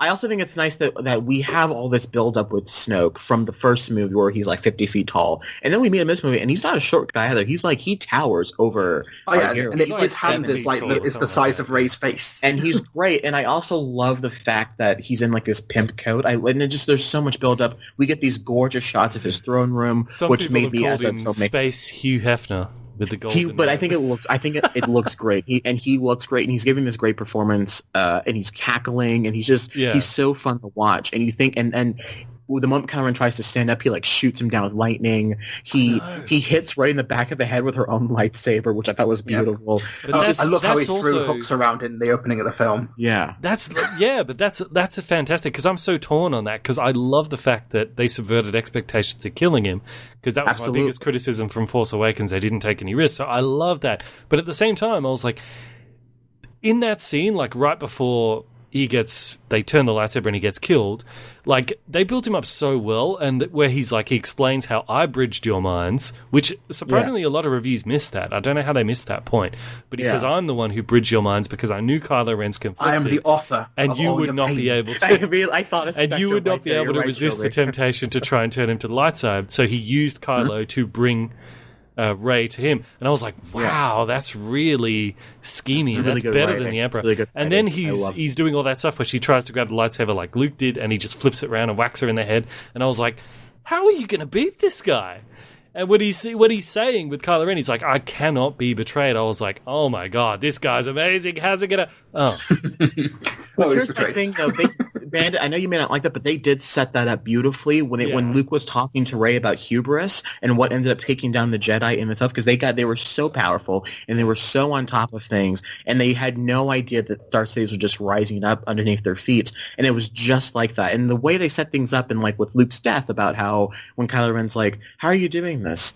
This much effort would kill you." People have seemingly missed that line, because you watch a second time, he says it when they first see each other, and it sets up the fact that if she was attempting to do this in front of him, the restraint would be too much for her. It would kill her, kind of like, I guess, using the Force kind of like a. So he does it for so long, and he has to do so much that it ends up killing him in a beautiful scene. But I do like the fact that we have all this setup with Snoke, and then they just kill him because it doesn't matter, and what you thought matters doesn't matter. Because what matters is Kylo Ren and his growth. It's like we all got a telegram from Ryan Johnson. It's like, nana boo boo, you thought. Like, it was just, I just thought it was so great. It was so much subversive. I agree with everything you just said. That's why I'm torn about it, because it's like, I agree with everything you said. It's fantastic, and it's like, it's great that it's subverting expectations. Nothing you thought does matter. But it does matter. It does matter. Like, the previous movies do matter. Like, Luke throwing his lightsaber, that was his father's lightsaber that he was dueling his own father with when his hand was cut off, and it finally returns him after all that time. That does matter. So it's like... It's also the symbol of his past that he doesn't want to come back to. So it would make sense that he immediately just chucks it over the cliff. Yeah. But I think it was also a test for Rey. But I think there's a lot of meaning behind that throwaway besides the meta meaning of it filmmaking wise. True. And that's like, but it's like I did kind of like get Prometheus vibes in a way. Okay, and I mean in that they raised a lot of questions that they built up as being so important, and then they just kind of threw them away. And I was I think a lot of the questions were ones that fans built up amongst themselves, like kind of who is Snoke, who was Rey's parents. Absolutely and stuff. not. The movies pumped those up so much. Like, this is the grandest mystery in the history of the world. I'll give you Rey's parents. I'll give you Rey's parents as being the mystery, but the Snoke thing was entirely fake because we know about Rey's parents weren't, because Maz Kanata has that speech saying it doesn't matter where it's all about moving forward. Yeah. I think that was the whole point of The Force Awakens. Yeah, they do end up, in a sense, resolving that plot line with Rey's parents by her or at least saying that it's not important, but fans just clung to it because that's kind of how we've been taught to accept franchise films now. Meanwhile, no one cares about Luke Skywalker's lightsaber, which they did not resolve in this movie. Yeah, no one cares about that. Yeah, that mystery box bit was bullshit. Like, oh, that's a story for another time. Like, no, Maz Kanata, you tell us now, all right? Like, no, JJ, I'm not going to let that slide. Yeah. No, yeah, that was just lazy. Yeah. Yeah. But still. Anyways, but speaking of Maz Kanata and weird father-mother figures, Yoda. Oh God. Or okay, as he's being called on the internet, drunk Yoda. Okay, so let me say something. So I'm watching the movie, and I made a bet like 7 months, whenever the first trailer came out. I made a bet that Yoda was in the movie, and like the moment he's like Luke's walking up the steps, the camera pans, and we see the ears, and people lose it. And I turn to my friend Christian, I'm like, he owes me $5. I was so happy. It looked weird for a bit, didn't it? It's like they used 2 different kinds of puppets. Yeah. Right? It looked weird a little bit, right? I don't know, maybe it's because they used the 2, like the Phantom Menace puppet and then the actual puppet. But there was a while where I was like, this is the wrong puppet. But then it's like out of nowhere, it just worked again. Maybe it was the music, I don't know. But it was a beautiful scene. And seeing him come back, everything about it is just it's so Yoda. It's so Yoda. The way he destroys the tree, the way he laughs about it. He did have some good, wise Yoda lines as well. Actually, I want to ask you guys this, because I'm not sure if I heard this correctly. But I'm not sure, because after he burns the tree and they're sitting next to each other, I'm not sure whether Yoda says... because he's talking about us masters, he says, we are what they, meaning the students, we are what they overcome. That's the burden of all masters, in that the student will eventually overtake the master.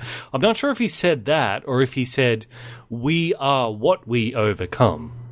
Yeah. Because either one of them are very profound statements. I'm not sure which it was. Which did you hear? Well, I think it was the second one, but he also talks about how failure is the best teacher of them all, which is another great lesson. That's my... Absolutely. Yeah, and it's so... And I love how when you see them, he's like, young Skywalker. It just warmed my heart. There are so many moments in this movie that were just so profound and beautiful. And then they had to cut back to that stupid kid with the broom. That's what I'm saying. That's why I'm saying, like, in my non-spoiler, I said there, for every 3 incredible things they did one thing where I was like, that's bad. Let's not do that. Let's take that out. Well, there's, I just loved that whole scene from beginning to end. And there's a behind-the-scenes documentary on the Phantom Menace when Frank Oz is looking at some of the dailies and looking at like Jar Jar Binks footage and thinking, I'm out of a goddamn job because there's going to be no more puppets, it's all going to be CGI. And here he is, like fully vindicated, like 15, 16 years later. But I just thought it was just a great scene, and it is a great lesson about how failure is the best lesson to learn. And like, how many movies have that, are brave enough to have that as a moral? Like that. And I also love read the sacred text. Have you? Well. No, page turners they were? They were not. Yeah, that's Yoda trolling the prequels right there, because those books were the prequels. And also Yoda doing his classic Jedi doublespeak. There's nothing in that library the girl Rey does not already possess. She took the books with her, and I'm sure he knew that when he destroyed the tree. And I love that line is there, because he's doing that classic thing of like, well, technically there's nothing in those library that she doesn't already have. This is where the movie's a little bit muddled in what its theme is and what message it's trying to get across. Because on the one hand, failure is our biggest teacher. that's true. You need to fail your way to success. But then 5 seconds later, he turns around and he's like, oh no, Rey already knows everything, absolutely everything. Don't need to worry about it. Don't need to teach her. I think that was more something She's going to train that a whole Luke, new generation of Jedi, even though she's never learned anything from Luke. That was something that Luke needed to learn. This was something that Luke needed to pick up on. I think this was something that this was one of the kind of the bigger catalysts that Luke needed to have for him to do what he ends up doing in the third act on Crate. I think that was essentially, I think Yoda knew that Luke was in a time of conflict with himself, like, what do I do? And Yoda came to help him out. And I think that's also why he goes from saying the Jedi needs to end to saying that actually we need to evolve what the Jedi actually are. And I think that's why the film kind of... Because I've heard people comment about how it's weird that he says the Jedi need to be gone, and then when he goes on Crate, he says, I will not be the last of the Jedi. That's kind of his whole story arc, I guess. I think that's because that Yoda scene happened. Does that make sense? Mm. Yeah. But it's like, well, they definitely did tone down the Mary Sue powers to a huge degree. Probably because they changed who her parents were going to be, I think. Yeah. As well as all the backlash and all that. Still no explanation, but I did like how Snoke also called Kylo Ren out on, you got your ass kicked by a teenage girl who never even held a lightsaber before. You suck. Yeah. And I was like, okay, good. I feel validated. I love how he goes and destroys the helmet too. I love how he's like, take that stupid thing off. Like he's like, it's like when your dad catches you playing with toys and you're like too old for them. It's like, just get rid of them. Go play sports. It was close to home there. Yeah, I thought it was Kylo Ren as a character. He gets picked up on that. Too close to home there, Trey. Kylo Ren as a character. Dad's like, just stop playing with those damn toys. Get out there and play some football. Oh, wow. Well, then I started making movies. But my point was, like, Kylo Ren as a character was just, we haven't even gotten to the Force conversations. This movie does so much great stuff. Mm-hmm. I don't know. What do you guys think about those? The kind of Force Skype calls that they were having. Those were my favorite part of the movie, actually. Because, I mean, apart from Luke, I'd say Kylo is the next most interesting character because of he's conflicted and you're not sure which way he's going to go. With Rey, you kind of always know she's going to be good. And other characters don't really know what they're about. But with Kylo, I think he's the most interesting. And I loved those conversations. I really did. But as soon as she turns around and sees him shirtless, I was like, they're not going to be brother and sister. Because there's obviously... Did he put a cowl on or something? I love that so much. I love Adam Driver is jacked. The comedic timing in that scene, it's like, I don't want to do this right now. Yeah, me too. Cuts to him naked. It was great. It was the best. Like he just got out the shower or something. I thought it was really great. And I love how Snoke was like, you know what? Let's do this at a time where maybe she can fall in love with him. Let's time this better. But those three conversations that they have with the Force are so beautiful. Yeah. And this is gonna sound weird, but it was almost like Jon Snow and Daenerys, minus the whole aunt nephew thing. I just felt like there was such a good connection with these people. The chemistry there was palpable. You could literally see sparks fly. It was great. It's a testament to Adam Driver and Daisy Ridley. Like, the fact that they were just acting opposite nothing, with the exception of like one of the final ones where they touch fingers and they're like together in the same room. And there's also just the great moment where they disconnect from each other and there's rainwater on Kylo Ren's glove. Yeah, it's just really well done. I just really enjoyed those like smaller details. Yeah, I love also the moment when she first sees him, she tries to shoot him. That was a great touch, and how and then it damages clever. The caretaker's house. Yes, yeah, but also it's clever. It's clever storytelling as well. Like those little details, they're not there by accident. Like the rainwater, he sees it on his glove. That's a setup for later on. That when Luke gives those bead thingamajigs to Leia and kisses her on the forehead, she can actually feel it because it's established that physical things can pass through. But it's interesting. There's some force manipulation there. But that indicates that if someone's powerful enough, they could kind of teleport themselves. If you can reach through and touch fingertips, as much as it was more like. It's almost like in the Danger Room in the X-Men films and the X-Men franchise. It's almost like it's like augmented reality, like an episode of Black Mirror. It's like the water's not actually there, but it looks like it's dripping from his hand. Well, I suppose you could say that since their minds are connected, if they touch fingertips in their mind, they will actually feel it, even though they're not physically touching fingertips because the brain processes the nervous system and all that sort of stuff. So you could say that. But yeah, that water on the glove is interesting. It's like, was that really there? Was he just only in his mind perceiving it, or was it really there? Yeah. Yeah. I don't know. I just thought that their stuff was the best stuff from the movie. Like, I loved all the Luke and Rey stuff, but I thought the connection between Rey and Kylo was so just, it was wonderful. Muy caliente. I thought it was great. Especially once again when they don't end up sticking together. And like at the end when Rey shuts the door on Kylo, I was just heartbroken. I was like, no, please. It was so it almost there. It almost happened. I also just love the whole bitch fits that Kylo Ren and General Hux have with each other. Yes. And like when Snoke is dead Right and away, Rey's sir. escaped, and Kylo Ren wakes up and it's like, oh, the girl did it. The girl killed Snoke. We gotta get her. That's And a great touch, by the way, when Hux almost shoots him, and when he comes back, he puts his gun away. I thought that was such a nice moment. Yeah. But one of the best jokes in the movie, like, Supreme Leader, do not get distracted. It's like he sends Hux across the room, and then General, right away, sir. Yes, of course. I thought that was the best. Yeah. So I wonder what kind of Supreme Leader Kylo Ren's going to be, because if they're going to make him the ultimate bad guy in the next one, they're going to have to make it that he goes full dark side and he's more decisive. He's not conflicted like he was in the last two movies. And they can do a last-minute redemption if they want. But he's definitely going to need to be resolute, and that he's now the man. Well, at the beginning of The Last Jedi, he's conflicted between like the dark side and the light side, and I think by the end of The Last Jedi, he's conflicted, but not in such a binary way. He doesn't even know what is up or down anymore.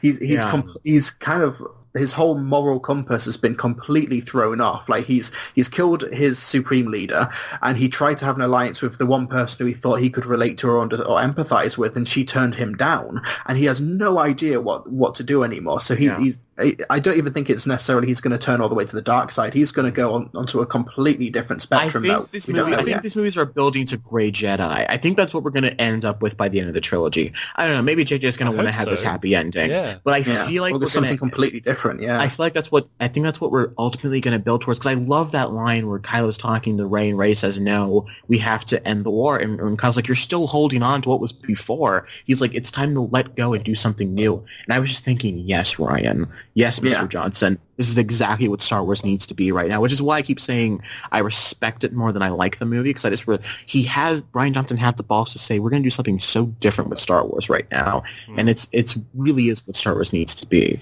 Yeah. Yeah, because at the end of the film, even though he didn't directly kill Luke, he would have done it if he had the chance. So he's kind of he's gone off the deep end in a way. Yeah. He didn't know that he was just a projection. He, for all intents and purposes, went to kill Luke Skywalker. Yeah. So there is really no true redemption for this character anymore. Yeah, I do think Rey's going to have to kill him, but I think it's going to be really sad when she does it. I think she's going to have to kill him, though, which is going to break my heart. We do get a glimpse of like what he's going to be in the next movie, in that, like you said, Trillbee, is like, from his perspective, like, everyone he's known has betrayed him at this point. Like, Rey's rejected him, Luke tried to kill him, all this sort of stuff.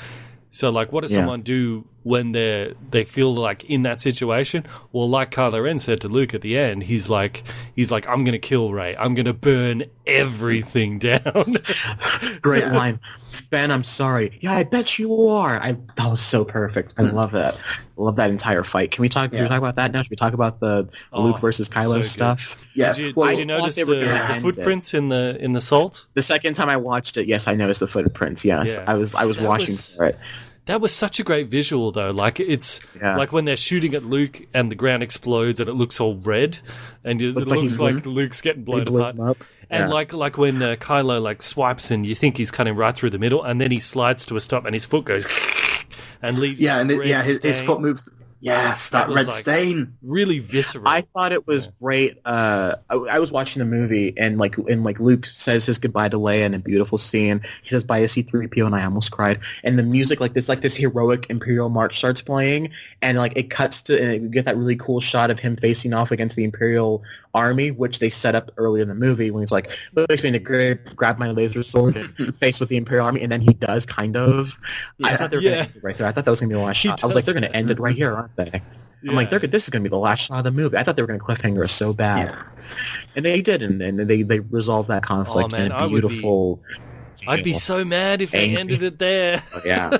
Yeah. But honestly, though, I felt like that if they wanted to, they easily could have. And episode 9 just would have been what happens after. Yeah. I don't know. That whole arrival scene is why I think this is Mark Hamill, like his best ever performance, because like just the confidence he exudes and that wink he gives to C-3PO, like, yeah, I got this. And for those of you guys who are look up "The Spark" by John Williams. That's what the soundtrack in this scene is called. I'm going to bookmark that to listen to it later. "The Spark" by John Williams. It's such a good track. Because you hear the Luke and Leia theme from Return of the Jedi as well. It's beautiful. And the goodbye he gives to Leia, like, did Disney know Carrie Fisher was going to die?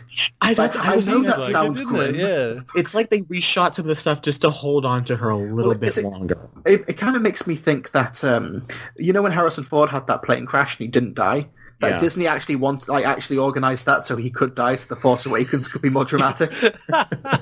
like instead of Kylo Ren stabbing him, they just drop a plane on him. Yeah, like obviously this is just gallows humor. Listeners, don't take this seriously, but it is kind of like the way the goodbye scene and the way how they're silhouetted with the sunlight in the background as he kisses her on the forehead. It's just that could be a painting right there. That's a great picture. Yeah, it's just so perfectly done and so moving and wonderful, and that's like even like if you put aside the fact that Mark Hamill is always like tweeting or Instagramming photos of him and Carrie Fisher together and how much fun they were having on sets, and like those two were clearly like really good friends with each other. I love how they were able to have their cake and eat it too in the best kind of way, of where we got to see the reunited of Luke and Leia, but at the same time Luke was not stupid enough to actually go and face Kylo Ren because he is a smart man, and that fits. That does fit with Luke's character, because remember when Luke had to fight Vader, he said to Ghost Obi-Wan, he's like, I can't kill my own father, and ultimately he didn't. So like it makes sense as well that he'd go out as a Force ghost, but he's like, I can't kill my own nephew. Like that fits with who he is. So because like if he couldn't do it when he was younger and had like the ability to, what makes him he was going to be able to do it now when he was far more broken and shattered of what he was before? Great reveal, by the way, from him being like see you around, kid, fading away to cut to him like floating on the rock, still on the island. His last words to Ben were Han Solo's words, because Han Solo always used to say that to Luke. See you around, kid. It's so many different plot devices and stuff coming together to create just a really seamlessly brilliant like third act climax. Like, because he can't get off the island, he doesn't have a space. Well, oh no, he's got that sunken. Look, that's what that was. Like that was such a red herring because they planted that there specifically. Like, oh well, he could float it out like Yoda did back in Dagobah. So we thought, because in a way because Rey says maybe what we need is a legend.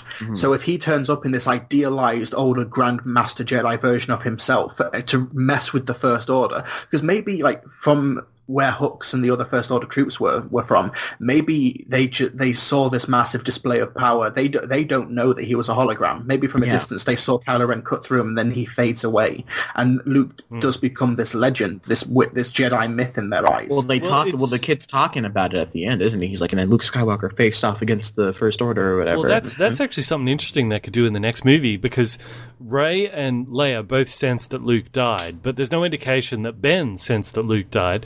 So they could sort of use this idea that Luke is out there and could pop up at any time to sort of like as like a propaganda tool kind of thing. I'm thinking that they do a time jump, clever. By the way. I'm thinking episode 9 is going to be a time jump, and it's going to cut to Rey with a new Order of Jedi. I think that's... Yeah, Rey's got an old grey beard. Yeah, well, no, obviously. But I'm thinking Thanks, children. Once again, Trillbee hacked my laptop and read my Star Wars script. Anyways, no, but you. By the way, if I may, and I have one of my dream projects is to make a Star Wars movie, and in my Star Wars movie, I had a ship go light speed through another ship, and they did it in this movie, and I got very angry. I was like, no. I was like, no, that's how I opened my movie. Don't you hate it when that happens, when actual Star Wars movies contradict stuff you made in a fan fiction one? Yes. Terrible. God, it's awful. Man, it happens a lot. Yeah. but that shot of the destroyed spaceship though, like from a distance, and it's got that hole torn through it, and it's from a distance. That is a stunning tableau. That is just a gorgeous shot. Yeah, that's one I could put on my desktop background. And also the Millennium Falcon flying through the diamond, like the underground of that planet, and there's the red diamonds all around them. That was another amazing shot. And you hear the asteroid or whatever music. Pum, pum, pum, pum, pum, pum, pum, pum, pum, pum. Well, I'll tell you something. Yeah. Like maybe the whole sort of theme of the movie of like you got to let the past die. Maybe that did actually get to me, because at the end with the Millennium Falcon, I was like, you know what? I think it's time we mothballed the Millennium Falcon. Oh, absolutely. Can we just get rid of it? Because it feels like it is holding us back at some point now. I thought that, like, as beautiful as all the stuff with Luke was, and when it cuts to Rey lifting the rocks, as beautiful as that stuff was, the actual battle, besides looking beautiful, did nothing for me. I don't know what it is. Like, the opening space battle I thought was great, the opening space battle, but the Battle of Crate itself, I didn't get a lot from the actual battle itself, because it just seems like they just wanted to have, like, Ryan Johnson just wanted to have a fun space battle on a planet. Like, he wanted to do his own planet of Hoth. Like, Rey's on the gun, and she's like, oh, this, I like this. But it feels, like, really cheesy and out of place. It's like, oh, they hate that ship. And then Kylo Ren's like, destroy that ship. And you're like, oh, it's funny. If they are going to destroy the Millennium Falcon, though, they need to give it a good send-off. It would have actually been cool if the Millennium Falcon was the one that light speeds through the Dreadnought. And like cut Snoke's, like maybe Chewie, you could kill Chewie as well. He'd be like, nah, dude, you have Leia, have Leia get on that ship, and have the Porgs do it. Yes, those bloody Porgs. They were all you have the Porg get off. Yeah, you have the Porg leave they leave their family behind on a nest somewhere on the rebel ship, and the one Porg goes off and they're just blah, blah, and he just punches it. I'm thinking it happens completely by accident. There's a Porg in the main cockpit and starts pecking buttons, and the Millennium Falcon slowly turns around, and the Porg accidentally goes into light speed and destroys the ship. No, but in all seriousness, though, that's the way you could have taken out Leia, was to be Leia's I have an idea, and she gets in the Falcon and she goes in light speeds through the ship. That would have been pretty sick. I don't know, but is the Falcon powerful enough? Is the Falcon big enough? You know, the purple haired chick. So she crashes Admiral Akbar's ship through through Snoke's ship. Yeah, the Radisson. It would have been great having Akbar do it as well. That would have been a good send-off for him. But so she does that, and it's because they don't have autopilot. So again, why does the Resistance not have autopilot? Why don't you have hackers? Why don't you have autopilot? We can't eject. We can't eject. Yeah, exactly. I just want to clarify. No autopilot. So I'm straight up sacrificing myself. Oh, God, or just have him get shot and then go, oh no, it's deactivated. That's all we need. Yeah. I think it would have been better if instead of the Millennium Falcon tearing through that ship, it is Leia using her force powers to fly through. So she Superman style bursts through. It's like Yando's arrow in Guardians, slow motion. Yes. Everyone's freaking out. Instead of an arrow, it's Princess Leia. It's Leia's fingers flying through people. The Leia music's playing all beautifully and melodically. No, it's not the Leia music. It's the music from Guardians of the Galaxy Volume 2 that plays during that sequence. It's like the disco Star Wars theme, so it's just done in a really cool funky beat. No, it's the Cantina music. Oh, have fun animating that, Bandit. Oh God! No, but I just have this image of it's the final battle of Man of Steel, but instead of Henry Cavill's face, it's Princess Leia's face. Oh God! Oh, it's like Justice League. Where were you trained? On Alderaan. On a moisture farm. You're nothing, Leia. You're scum, rebel scum, and she flies through with her finger. Shut up and have some green milk. Guys, do you think Phasma is still alive? Do you reckon I can watch? Wait! Before we jump to Phasma, I can watch Luke drink green milk all day. Oh, that was such a nice that was the worst. I loved that. Why would you have him suckling off a weird alien cow thing? This movie is all about rape the civilized image of the Jedi. This movie, Bandit, listen to me. This movie is all about destroying the image of what we thought Star Wars was and stop romanticizing this franchise. It's all about killing the past. And it beautifully destroys. it destroys green or blue milk, anything like that, by just having like this really dirty old man like suckle the teeth of this giant walrus thing and have his beard be all gross and milky. It was I Even was Ray dying. was weirded out by it. She's like, She looked "This is away. awkward. She- This Because is the really creature awkward." looked at her while it was happening. And it was like, That oh was- yeah. But I was dying in the theater. It was so funny. it was so Whose cool. idea Like is that? Seriously. I mean, that's Dwayne Johnson. that's such The a little terrible idea. because the He's little hilarious. moments on that island, like when Luke Skywalker goes fishing and Chewbacca is trying to eat the porg, and the porg is looking at him. Yeah, like I'm saying, guys, this movie does for every three things that I love it does. It just does. It keeps cutting back to that bloody storyline on that weird planet, and then like it has that weird PETA moment, and then just trying to think, man, this was a beautiful Star Wars movie. It cuts to the kid for some reason. Like, why? I Why like do you that do ending. that? I'm hate it sorry. so I Well, it's like because that they have to ending. drive in. They have to drive in the idea that slavery is terrible, unless it's robot slavery. That's apparently okay in Star Wars. Oh, that's fine. I like it when Leia Why do- says why do to they have C-3PO, get that expression off your face. Yeah. I will certainly try, Princess. I love that. Oh, and R2-D2 plays the message from A New Hope. Talk about a moment I cried. I cried a few times in this movie, guys. This happened to be one of them. It was so perfect. The bit that almost got me, that almost made me cry, was the two sons at the end, and the Oh, music God. kicks. Yeah. I did. That The was- first time I saw it, it didn't get me, but it was the second time because I knew it was happening, and the music starts playing, and he like gets and he starts it was oh god, Yeah, I'm getting emotional I again. was happy with that send off for Luke, despite all the problems I had with the earlier stuff of him kind of being a coward and hiding on the island, and still not really having a good explanation as to why you think the Jedi should die out. But that send off to him was I was okay. It was I was like John Will. okay, that track's called Peace and Purpose, by the way. The Luke's death track. It's great because when you read the comments, people are like, I haven't seen the movie, but I think I know what happens here. I'm like, yeah, maybe you shouldn't listen to the soundtrack, moron. It might as well have been called Luke's funeral. Yeah. Oh, why is one of the tracks called Decapitated Snoke? Why is one track that has Snoke's theme and then leads into the Force theme and Kylo Ren's theme? That's weird. Wait, why is this track playing the Yoda soundtrack? Gee, I wonder. Oh, wasn't Yeah.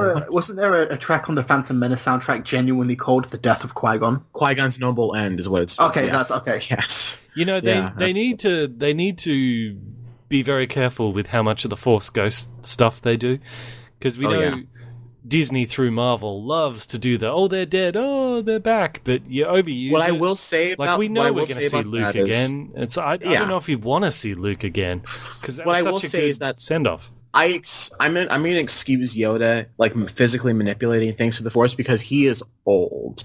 Like 900-year-old UB, see how good you look. He has had the time to completely master what the Force is, and so I will buy that he can do things that other Force users won't be able to do as Force Ghost. I'm completely okay with that because Yoda is so old. Well, You know what I mean? If Yoda can, like, do a strike of lightning when he's dead, then I'm sure Luke can do some stuff.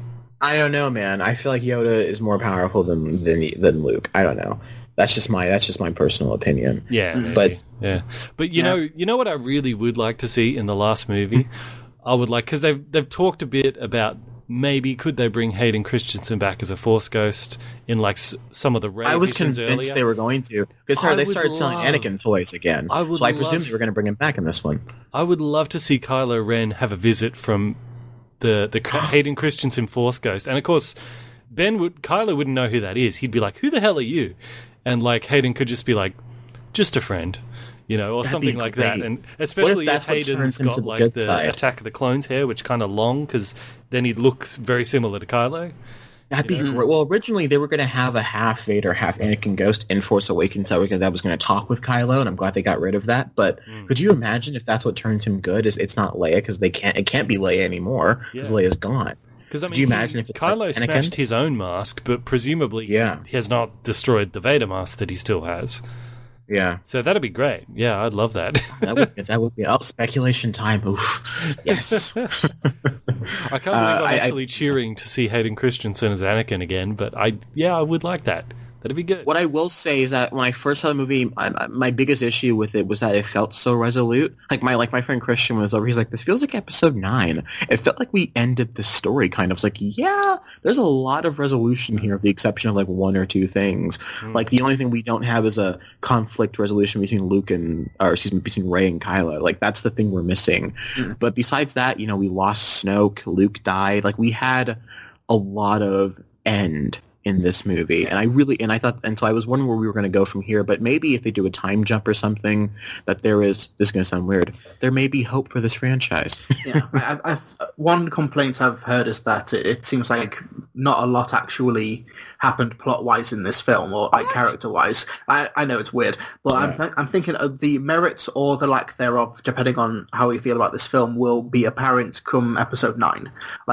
How does all of this come together, because this does, for better or for worse, feel like a middle chapter.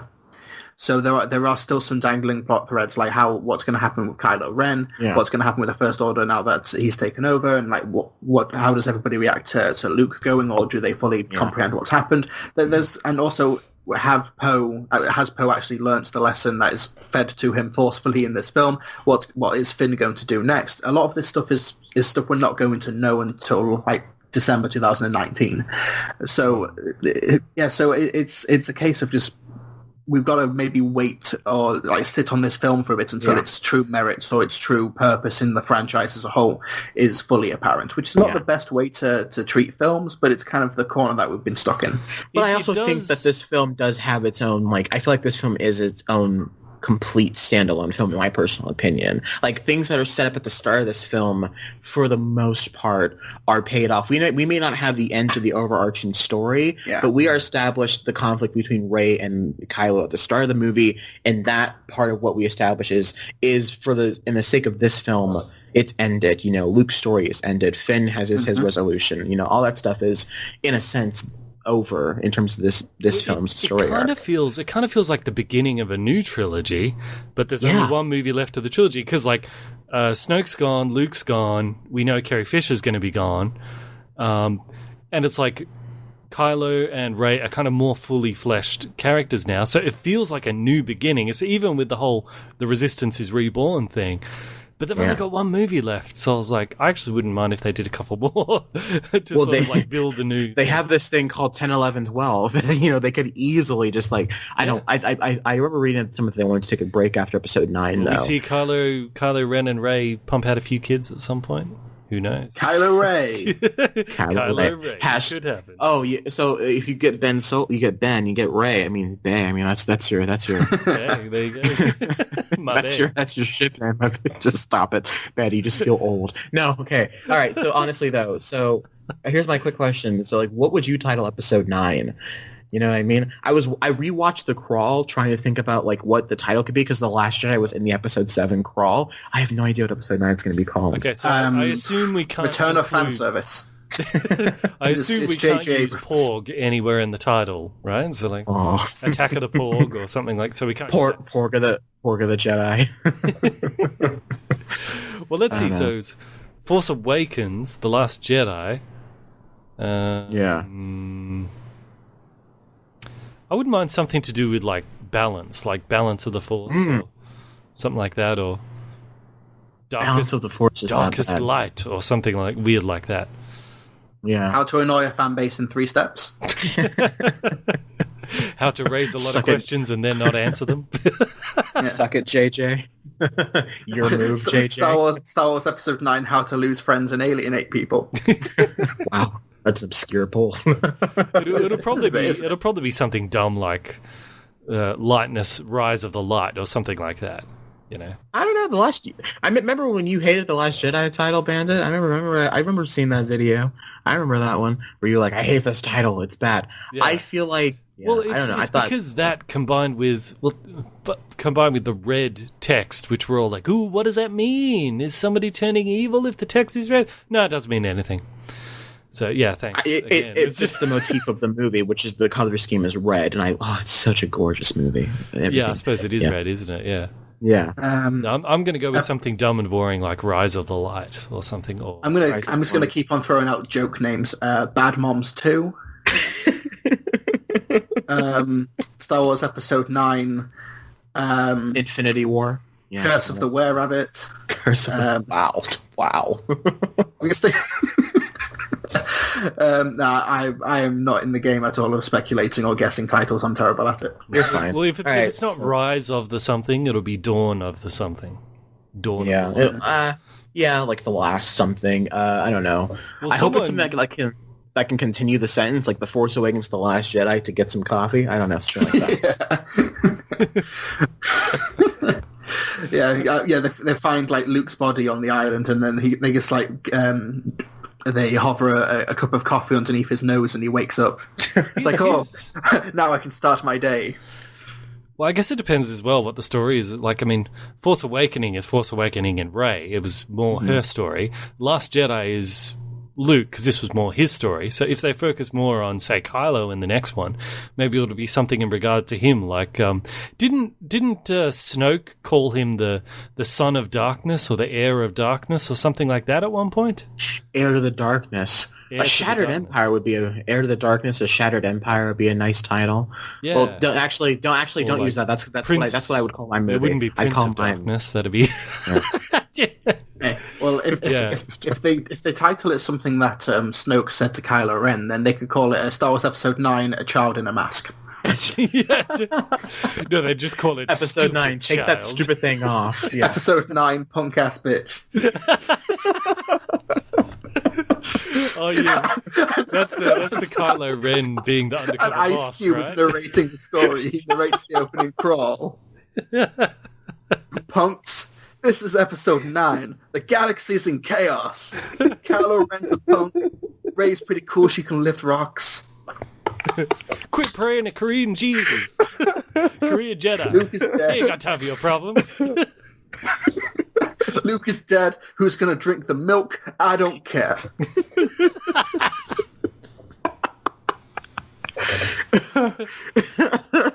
Seriously though, I'm banking the last movie will be focused more on Ben Solo, and the title's going to be something to do with him. So I'll go with Son of Darkness or Heir to the Darkness. Maybe something to do with the Knights of Ren. That's like a legit suggestion because we don't. Because because Luke said that he took a few of the students. So did they become the Red and Imperial Guards? They thought they were going to be. I thought, like, this is where I thought it was going to go. Snoke dies, they team up, and the villains in the Episode 9 are the Knights of Ren.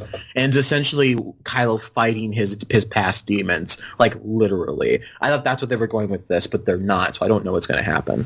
Well, I mean, if he shows up with the Knights of Ren in the next one, and Rey's trained a couple of, like, junior Jedis, that could be kind of cool. Gang fight! Oh, that'd be so sick. Yes, Turf War. Yeah. Oh my god. Sorry, it was Episode 9, Turf War. Oh, dude, yes. Episode 9, West Side Story. Yeah, get a lightsaber flick knife. It opens with them, like, snapping like Rey does in the cave. Snap, snap, snap. Well, I hope they dance fight, like in the movie, too. It's like... Yes. But it's the John Williams music, and the orchestra is just, like, off-camera playing. That's not a bad idea for episode. I guess that's where they're going to go. Probably is Rey and her new Jedi versus the Knights of Ren. Yeah. That's pretty cool. That's pretty cool. Because the whole Knights of Ren flashback, it's clearly an important part of the film that the filmmakers wanted us to know, because they show it 4 times. And Rian Johnson didn't get rid of it, so I mean, they're clearly going to use it again. Because otherwise, Rian Johnson would have been like, you know what, that doesn't matter. Don't worry about it. That's why he did everything else. But speaking of like Jedi and the lightsabers and the Knights of Ren and stuff, I'm kind of surprised that there was no actual lightsaber action. Oh, we haven't even talked about the best shot in the movie, which is the fight between the guards and Kylo and Rey. Oh yes! Oh my god! I loved how she throws him the lightsaber, and you don't even see it go through the guy's head, but it happened. You just hear, and the camera swivels, and the guy just has a hole in his face. Yeah. And he's gone. Sorry to be a buzzkill, but she did technically save Kylo Ren's life there as well. And before that, she actually did beat Grandmaster Jedi Luke Skywalker with just a couple of whacks of her stick. Mm-hmm. If Luke wanted her dead, she's Luke would have killed her. Saved Kylo Ren, beaten up Luke Skywalker. Yeah, still got a bit to go before we shake Mary Sue thing. If Luke wanted her dead, he'd be dead. Yeah. Like let's not act like Luke wouldn't have toasted her if he wanted. No, to. the ultimate mic drop on that. She grabbed the lightsaber. She could have killed. You don't him think right he still there. doesn't have his green lightsaber on him? Please. No, I think the ultimate mic drop for that scene would have been while Luke Skywalker's on the floor and she's seemingly got him beat. Then you just like the shot gets all dark and there's a shadow above them and it's Luke's X-wing above Rey. Like kill me! That would have been so good.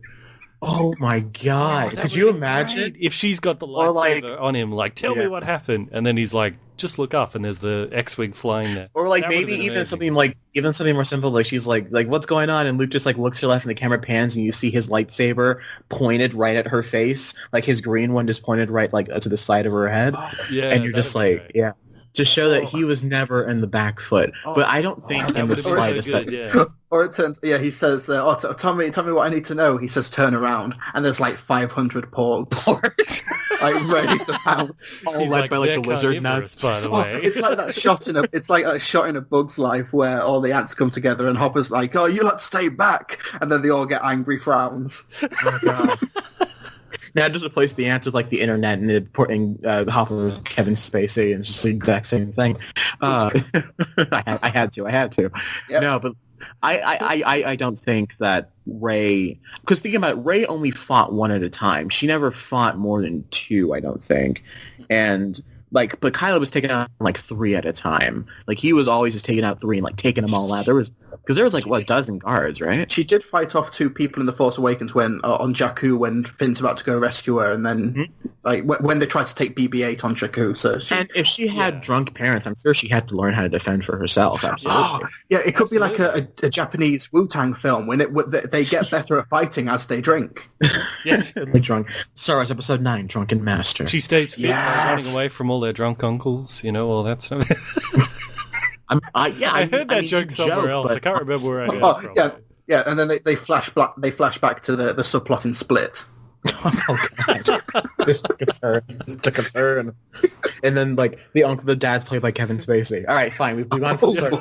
We've gone full circle. No, because he doesn't like little girls. Oh, Trillbee. Wrong gender. Hey, Oh, listen, I don't want to get into a big thing with this, but am I the only one that, like, when Kevin Spacey came out as gay, I thought he had already come out as gay. I was like, I agree with you. I thought he already was was. gay. I heard he was gay I ages thought ago. it was as well. I think it was like a secret everybody knew about, but it wasn't explicitly stated. Yeah, like Yeah. Tom Cruise. Yeah. Do you reckon that one's Like true? I Tom don't Cruise know. or Kylo Ren. Which one of you both asked me questions I didn't know. I couldn't hear either Well, of you. I so- said, do you reckon it's true about Tom Cruise? I'm not sure. Oh, I just think it's funny to comment on the fact that he's always running from his gay thoughts. There's when you see him running a movie.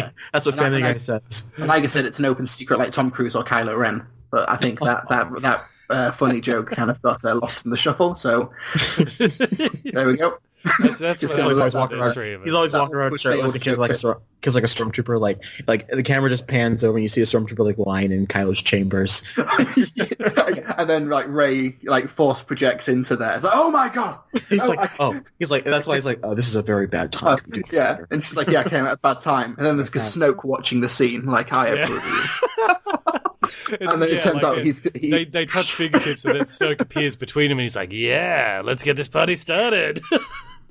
it turns out he's not wearing anything under the gold robe, so it's just this prudy, weird pinky man thing. He really is Spacey Hefner. There you go. And somehow we brought this all the way back to old man penis. Okay, I don't know how he managed. I don't know how we managed to get there that quickly. But This is what makes it the Movie Mania podcast, Trey. Well, Yeah, I'll tell you okay, what, so one tell you last what. one last Yeah, I was gonna say. is, I know we talk about how all the theories about Snoke and Rey's parents and all that stuff. I actually think, because there were some of the theories about Snoke that came out were from channels that were like saying like here's the email, I got it from someone who works on the movie, blah, blah, blah. And it gave, like, I won't go into the whole thing, but it gave, like, the whole explanation of who Snoke is, and it made so much sense. And it lined up with stuff that happened in the trailer as well, like, perfectly. And it was before the trailer in question came out. So I was like, wow, that makes so much sense. So I went in thinking, but now I'm actually wondering if maybe Disney actually engaged in some misinformation because they know, like, or if they leaked it, someone got assassinated. Yeah. Well, like, if they deliberately leaked on the internet all these fan theories that weren't true in order to preserve what is actually going to happen in the movie. Well, that happened with episode 7. Like, an image of Snoke leaked. An image of Snoke leaked that apparently someone got from Disney that was, like, not at all what he looked like. And that leaked in, like, November of 2015. Yeah. I remember that because people were commenting on that, too. And then we saw him in real life, like, oh, wait. That's a new age of movies where they realize they have to sort of do counterintelligence against the internet in a way. Because the internet might ruin when they everything. did Captain America's Serpent Society instead of Civil War, like, they said, oh, actually, it's Serpent Society. Yeah. And, like, no one knew it was Civil War. Yeah. Yeah. But anyway. Speaking of random, like, trying to keep things hidden in online stuff, have you seen the image of the Google satellite image of the Millennium Falcon? What? So if you go on Google and go on Google, I think it's Google Maps, Millennium Falcon, and it's the first story, and it's this satellite image from above of obviously the Millennium Falcon on a location being surrounded by all these trucks that are trying to obscure it from people on the ground, but if you've got the satellite, so it's obviously there. It's just this funny, like, people have just found the Millennium Falcon in a view from space. It was like the set of Suicide Squad, and, like, there was, like, a cloak that had, like, the Batman ears pointing up. It's like, well, I wonder what that is. yeah. But yeah, in Long Cross, Chertsey, we have no idea. In the UK, where they filmed some of Star Wars, there was it was found on Google Maps. Nice. I think if you go on Google Maps and put in the address as the Millennium Falcon, it finds it for you. But here's my thing, right? Like, oh, the Millennium Falcon's in the movie. What? It's not like they went to, like, Google Maps and found, like, Anakin Skywalker confirmed. Yeah. You know, I mean, like, you didn't see Hayden Christensen stepping out of a black windowed car. I'm sure Frank Oz had to try to get to that Star Wars set. My God, they might even film that in his house just to keep it as secure as possible. Yeah. Oh man. Yeah, I just think it's funny how they've clearly in the image gone to so much effort to hide the Millennium Falcon. Right? They've put a tarp over it. It's covered all the way around with lorries and trucks so that people on the ground can't see it. But you just look at it from space and it's obviously the Millennium Falcon. Yeah. It's just funny. Yeah, if you just Google that, listeners, you'll find that image. I just think it's really funny. Well, should we wrap it up? Or... I was about to ask you guys actually where this film ranks for you in the overarching Star Wars, kind of to end the discussion here. Okay, so it's definitely better than all the prequels. I've not got a concrete... I probably need to see it one more time, because like I said, the more I thought about it, the better it got in my mind. And a lot of the issues, which are completely legitimate, there's a lot of reasons why the film isn't perfect and why it does stumble in a few places. But because thematically, it really stuck with me. And I really... Like, I'm clearly in the minority on this podcast, but I really did dig that ending. Like, I think maybe kids watching the film for the very first time, like this brand new generation whose very first Star Wars film maybe was The Force Awakens, that's going to be a very meaningful ending maybe to them. I don't know. I'm not going to speak on behalf of kids everywhere, but I didn't want to be kid characters when I watched movies when I was young. I was wanted to be grown ups. No, we're not going to. I don't think we're going to get in episode 9 that kid is going to turn up and it's like, oh, big from the archive. I think my point is, like, if I was 8 years old watching this movie, I'd want to be like a Rey or a Finn because he's black, or actually, like, knowing me, I'd want to be Kylo Ren because I'm the bad guy. Like, well, I get to be Kylo Ren. I want to be Poe because I want to be good looking and half Spanish and awesome. But no, well, someone please. And then all my friends would tell me that I have to be Snoke. That's just how it always was growing up. But, like, no, you be C-3PO. I had to be C-3PO growing up all the time because I'd never like to get dirty. So I had to be C-3PO. Well, if you want to be Snoke, all you need is a gold dressing gown and no other clothing. And watching people hold hands. But in terms of ranking, this could probably change by the day, but I rank it kind of on the level of Rogue One, which I thought was the best Star Wars film to come out since The Empire Strikes Back. So I kind of maybe on par with Rogue One or A New Hope, like high up there, definitely in the top half.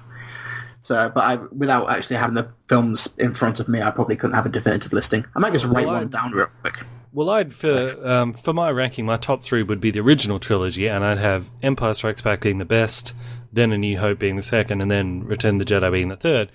But I would actually put this slightly above Return of the Jedi, which I guess technically would make it my number 3. And yeah, that's where I put it. Yeah. And of course, right at the top would be Star Wars Holiday Special, of course. Oh, obviously. Yes, we are. Well, that just ascends. That ascends what? Trey, it's a week until Christmas. We can still do this. Yes. Yeah, right. All right. If you come back, we'll do the holiday special. It just ascends to a whole new thing. It's the room of Star Wars movies. No, everyone, but cancel your Christmas plans. December 25th, we're doing this. Either that, or I'll do with Trey what we said we should do before. I'll just take some clip of him saying yes, and I'll just insert that all the way through. What do you think, Trey? Yes. Yeah. Well, that's not an answer, Trey. Yes. I don't know. Okay, so this is best Star Wars movie. That being Trey, said, why are you so positive? Why are you so we just positive? include that being said all throughout it, you know. I loved that scene. That's neither here nor there.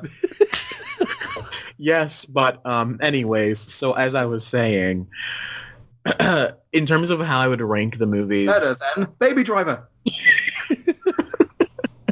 Christopher Nolan. Who? So I'd go Empire first, obviously. Yes. I might put this. It's probably in terms of like a Star Wars movie. In terms of what Star Wars needs, I put it on par with A New Hope. In terms of my personal enjoyment, it sits underneath Force Awakens for me, and so it's like this really sweet spot where it's like Empire, New Hope, Force Awakens, this Rogue One, and then Return of the Jedi. But in terms of as a Star Wars movie, it goes like on par for me with A New Hope in terms of like, this is such a really cool Star Wars movie. I don't know. It's nowhere near as good as Empire, in my opinion. It just doesn't have that sense of, to use the word I already used, transcend. It doesn't necessarily transcend what it is like Empire does. Empire's so good. Everything about Empire just works in a way that no other Star Wars movie does. Like even New Hope, as much as I love A New Hope, it has some slow moments, it has some cheesy moments, but Empire is just so good. Okay, so I've just written down my ranking, which could completely change, but so from worst to best, Attack of the Clones, Phantom Menace, Revenge of the Sith, The Force Awakens, Return of the Jedi, Rogue One and Last Jedi could tie in this spot completely. That's interchangeable. Then A New Hope and Empire Strikes Back. Okay. That's my ranking. But like I said, I'm in the minority where I think Rogue One is like a great Star Wars film. Yeah. I thought it was a good Star Wars film. Yeah, so I'm... I need to rewatch Rogue One and rewatch Last Jedi, and that could completely change the list. It has some good moments. It's like eating like a cheese sandwich with like white bread. I'm being fed, I guess. You know. What's wrong with white bread, Trey? Classic racism. White bread matters. Yeah, you know? but like I said, I'm a theme guy, which is why Rogue One kind of stuck with me. It's not a good character film. What kind of theming is, you know, we're not going to go into this. We don't have time. We don't have time to debate why Rogue One's a terrible movie. Just go back to our spoiler film review this time last year, and I think I made my argument quite clear. Oh God, shall we become General? This is General. I'm looking for General Hux. Is he there? All right, I'll hold. See, when Trillbee cranks up the Britishness, you know you're in trouble. When he starts really holding on to those T's and really emphasizing those consonants. Poppycock. When you hear him dropping the sugar cubes into his tea, that's when you know he's really firing up. Ironically, he starts growing a monocle. Yeah, I never do this, but for this podcast, I did put sugar in my tea. I never put sugar in my coffee. I never do it, but I guess tonight I'm just feeling it. Yeah, I stopped taking sugar in my coffee like probably 6 months ago. So, okay, let's jump to listener questions. Why don't we? Excuse me. I'd like to ask you a few questions. All right, guys, this is the listener question portion of the show because you answer listener questions on the Facebook page. I had a question and I lost it. Oh, I had it. It was a good one too. I've got a question if you want to try. So Tom Quirk asks, do you have any faith in the upcoming Han Solo movie? Nope. I have faith in it being mediocre to okay, because we've got Ron Howard. There's only so much wrong that can go, I guess, but I don't think we're going to have an interesting Star Wars film. Have you seen Angels and Demons? Didn't he direct that? He also directed Rush. Yes, which is one of the best movies ever. And Apollo 13. So? And I think we are going to get a middle-of-the-road, perfectly fine Star Wars movie in the hands of Ron Howard, whereas with Lord and Miller, we could have had something that was just full of tonal whiplashes, but we probably would have had something really interesting and fun to talk about, whereas I don't think we're going to have that with Solo, a Star Wars story. I agree. It could be okay. But I think Ron Howard can be a very good filmmaker when he's not doing like Inferno or In the Heart of the Sea or How the Grinch Stole Christmas. And people are going to hate me, but that film's no good. And my fiance makes me watch it every Christmas, and it's no good. How is that movie in any way Dr. Seuss? It's so gray and bland, and it has this weird white filter. It's not colorful in any way, shape, or form. It's oddly grim. Yes. It's like, mean-hearted. It's not at all what Dr. Seuss would be. Jim Carrey elevates that film, but it's no good. If you want to watch a good Dr. Seuss movie, watch the original Grinch animated movie. I don't see why you don't watch that. Yeah, and listen to who is it who does the voice of the song? Boris Karloff. Boris Karloff. I thought it was him. I didn't want to. I didn't want to blaspheme. Why do I know that? But I do not know how to do it. Anyways, I know all of this stuff. Anyway, okay. So Tom, it seems like only half of us on this podcast have faith, and because half out of three of us, because I have so faith. Yeah, no chance in hell the movie's gonna be kind of good. I don't know. Right. It comes out in like 5 months, doesn't it? It does. The trailer should be out probably like January. Does it really come out that soon? Okay. It comes out in May. Yeah. Yeah, they didn't push it back, even though they reshot an estimated 80% of the film, and they cut out like complete like wasn't what's his face didn't they cut out Woody Harrelson? Did I read that somewhere? No, they did cut out another guy. I forget his name. Yeah, but he was a black actor. Michael Kenneth Williams. What's his name? Yeah, it might have been him. They cut him out completely of the film because they rewrote it and reshot it, I guess, which is so odd. Yeah, it was down to scheduling. He couldn't make the reshoot, so they had to recast him. Yeah, Michael K. Williams. Yeah. All right. So Marco Portuondo. Oh, wait, did you have something you want to say, Bandit, about Han Solo? No, I'm just not really interested. But I'll say so while you were saying that, I was scrolling through the Facebook. So it looks like you guys actually say you guys are live commenting during the podcast. I didn't know you did that now. Saying, "Oh, this was answered on the show." We also put a cut-off point sometimes. Yeah, go ahead. Absolutely. Okay. Mersalt's Film says, what are some books you think shouldn't be or couldn't be translated onto the screen? Now that's The Last Jedi novelization by Alan Dean Foster. Did he do this one? I don't know if he did this one. Well, I think the it's interesting because didn't they say that Game of Thrones was unfilmable as a movie? Which it certainly is, and that's why they made it into a TV show. And it's increasingly becoming unfilmable as a TV show as well.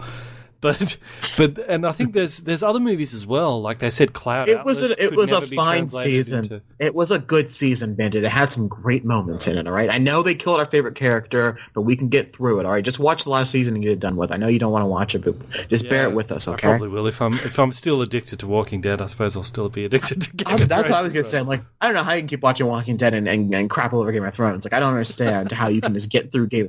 I don't know what's wrong with you. Well, I guess because I cared more about Game of Thrones than I do about Walking Dead. Walking Dead, I'm just like, yeah, of course it's always going to be crap. Yeah. But anyway, getting back to the question, is like, there's a number of books that have been written that people say can never be filmed, and they have been filmed, and they're always terrible. So technically anything can be filmed.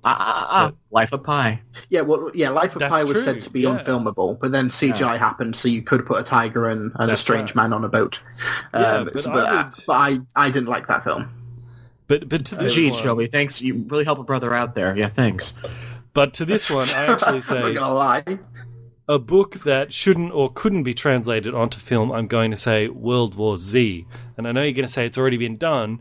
No, because No, World War Z wasn't. has absolutely only. nothing whatsoever to do with the book. Yeah. Apart from the name and the fact there's zombies in it, those are the only two things it has in common with the book. So technically, that book has not really been put on film, and I don't think it ever could be because of the way it's structured. It's like each sort of it would chapter have to be like an anthology TV series, wouldn't it? Exactly, yeah. Each chapter is like an interview format written by a historian in different places all around the world, getting this whole picture of this worldwide zombie apocalypse and how it affected different people in different places. You couldn't do that in a movie. So I don't know. Really I think that sounds like a challenge. That sounds like a challenge to me. I don't know. Well, if you did it in a film, it would have to be like, say, like the Twilight Zone movie or VHS, where it would have to be this anthology like movie where it's comprised of about 5 or 10 minute films. Yeah. I think it would have to be that sort of structure, but there's really no market for that anymore outside of really, really niche cinemas, and you're not going to get a big budget zombie film in that environment. Yeah, so like he said, either shouldn't or couldn't be translated onto the film. I don't think that could be translated onto the film effectively. Or faithfully, yeah. Yeah, exactly, yeah. What do you guys reckon? What books do you think?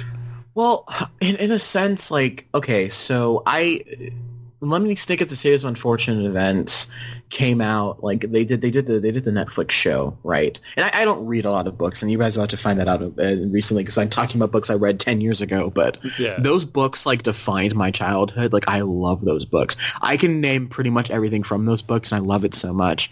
And I think the Netflix show really shows that it's difficult to really capture that tone that the books are able to capture, that almost like that Tim Burton but darker tone. It's not silly. It's very dramatic and it's very earnest in its presentation. It just happens to be family friendly in how dark and grim it is. And the Netflix show really makes it seem very silly, very Wes Anderson, like, or late Tim Burton kind of tone, when in reality it should be incredibly serious. So maybe they shouldn't keep trying to adapt this series because it's not working. I'm not a fan of it, and I'm probably not going to watch the next season. Yeah. I'm thinking these weird religious epics, like, say, any of the Scientology books or the Bible or Atlas Shrugged. Like, do not bother. Do not bother with those. Yeah. For many, many reasons. Mein Kampf probably shouldn't be adapted. The book by Hitler? Yeah, just going straight for the jugular there. Like a really, like, Martin Scorsese's Mein Kampf. Like, could you just imagine? Oh, if Scorsese did it and Leonardo DiCaprio I would be interested. Yeah. I probably wouldn't like it, but that actually would be kind of interesting. Yeah, but like if a prestigious director with a massive cast did something like that, I would Quentin Tarantino's Star Trek. You're like, how? I thought you were going to say Tarantino's Mein Kampf then. But that would be World War II from the perspective of Hitler, pretty much. Yeah, it would be Inglourious Basterds too. Which no one has ever seen before. It would be like Julius Caesar, like this really epic tragedy of like this poor hero, that ends up shooting himself or whatever, or going off the grid, whatever happens to Hitler at the end of that story. You remember back when we reviewed Birth of a Nation? And we were saying, like, Birth of a Nation, like, that was, like, the first movie to be shown in the White House to the president. If they redid Mein Kampf, we could probably get Trump to watch it in the White House. Oh, he'd endorse it. Like, I love the story. I love the hero. He was fantastic. I could see myself in him a lot. Huge, believe me. No politician was ever treated as unfairly, apart from me, as Hitler was. God, that guy is oh my God, how could we have done what? It's like at the end of The Hobbit. What have we done? Oh God. Better than the alternative. Oh, you know what? All right, Liam's and that's why you don't do these massive politically charged epics. Exactly. On Facebook asks, if you were an antagonist in any film, what kind of antagonist would you be? I'd be the best. I'd be huge. I'd be best antagonist. Everyone says so. Everyone says I'm best antagonist. Everybody says so. Believe me. What about you, Bandit? Sorry, I was reading another question. Sorry, what was the question? If you could be any antagonist in a movie, what kind of antagonist would you be? Okay, so we're looking for antagonist archetypes, or like I can choose this can either be in an The question says this can either be in an already existing film franchise, like, for example, you could be Darth Vader, or it can be a made-up one of your choice, so your own wholly original creation. Oh, well, I'd like to be a character who exists in Marvel Comics, who is an antagonist called Hindsight Lad. Because Captain Hindsight from South Park. Yeah, that's basically who he is. What's his name? Hindsight Lad. His superpower is he has the incredible power of hindsight. So he shows up after the Avengers have fought a big battle. Not before they fought the battle, but after the battle, he shows up and he tells all the heroes exactly what they did wrong and how they can do better next time. I'd love to be that guy in a movie. That reminds me of the South Park. In the rubble, go, now see, Captain America, you really should have done this, and he'd just be like, "Shut up, you."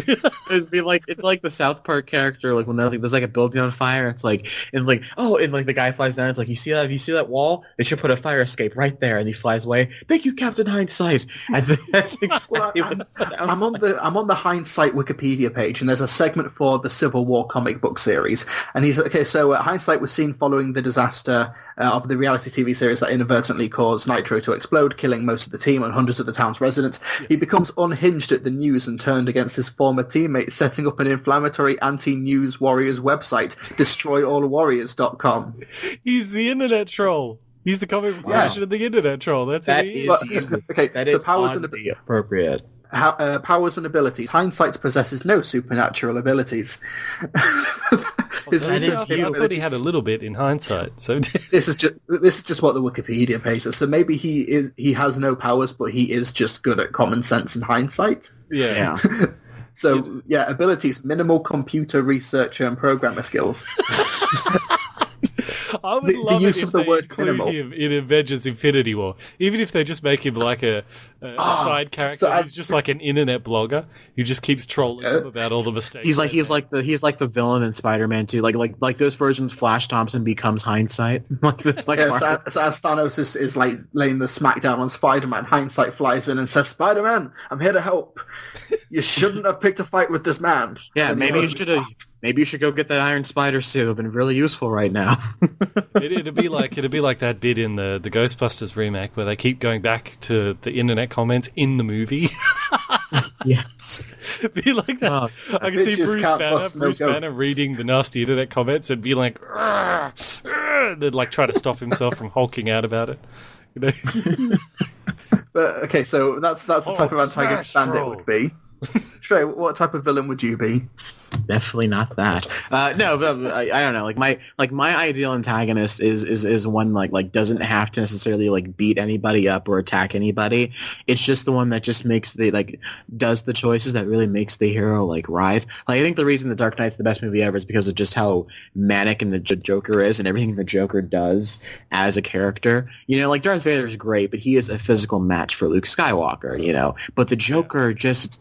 What he does, Hannibal Lecter thinks is one of the prime examples of how all the things he does without ever having to get from behind that glass. I mean, eventually he does, but how he just feels like such an adversary before they ever actually ask him to do anything.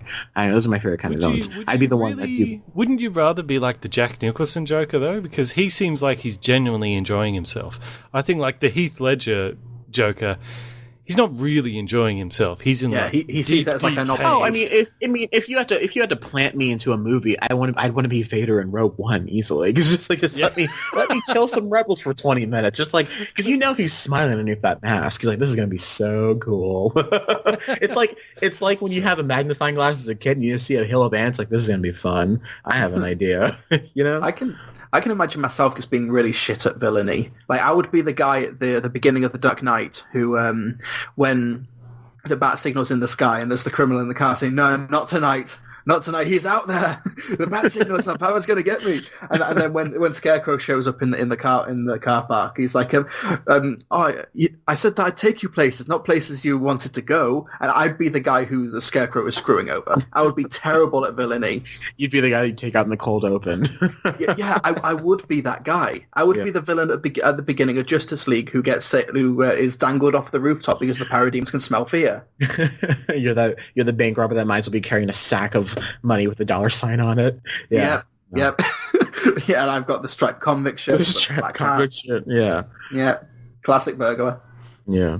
All right. Tell you what. Any more questions? Don't you have to take off, Bandits? We could just end it here. Yeah, but there is a good one here that I think would be interesting. Well, go ahead. From Marco Putundo says, which Avenger do you think each of you are? Now, Tony Stark, Dibs. Well, I want to be Thor, but specifically in the episode where he's hanging out with his flatmate Daryl. I want to be him. I want to be that. Yeah, you want to be Team Thor. Honestly, Bandit, that's actually. I feel like that's actually you in real life. Like, this is my mate Daryl. Honestly, Bandit, if you're any Avenger, I feel like you're like Korg. You're just kind of there, just like. Have you seen Ragnarok? I feel like you're just like Korg, the rock guy. It's like, hey man. Like it in Ragnarok, in Ragnarok, Thor is just Aussie now. He's just an Aussie. Yeah. I told my friends, I was like, when you see it, he's just Australian now. And they're like, yeah, he is. He's just an Aussie. We're like, that's great. He's a French what? So you'd be Tony Stark, would you, Trey? Easy. I can't be anybody else. It doesn't make any sense. Actually, you know what? I kind of can see that. Yeah. If you knew me in my personal life, you know that I'm a Tony Stark. Because you're kind of in charge of the podcast, but you're also kind of irresponsible. Thanks. I think I'd probably be Ant-Man. Put me on blast, why don't you? Actually, Trillbee, I could see you as a Loki. Really? What mischievous backstabber? Yeah, but I'd see you as a Loki, but more when he's more of the nice Loki, you know, because sometimes he switches back to being the good guy. Like when he's Loki in the first act of Thor. It's because he's English. Is that why? Because because I don't know. I always almost like a Bruce Banner. It's like the guy that's like, maybe Trey, maybe we shouldn't anger the audience, Trey. I'm like, no, what's wrong with it? Don't worry about it. And to go back to Thor Ragnarok. Yeah. To go back to Ragnarok, it's like, so Trillbee, what did you think of this movie? I'm undecided. I know. Trillbee, you're the Vision. You're Vision. That's who you are. Because you're the guy who always keeps his cool and always has the level head.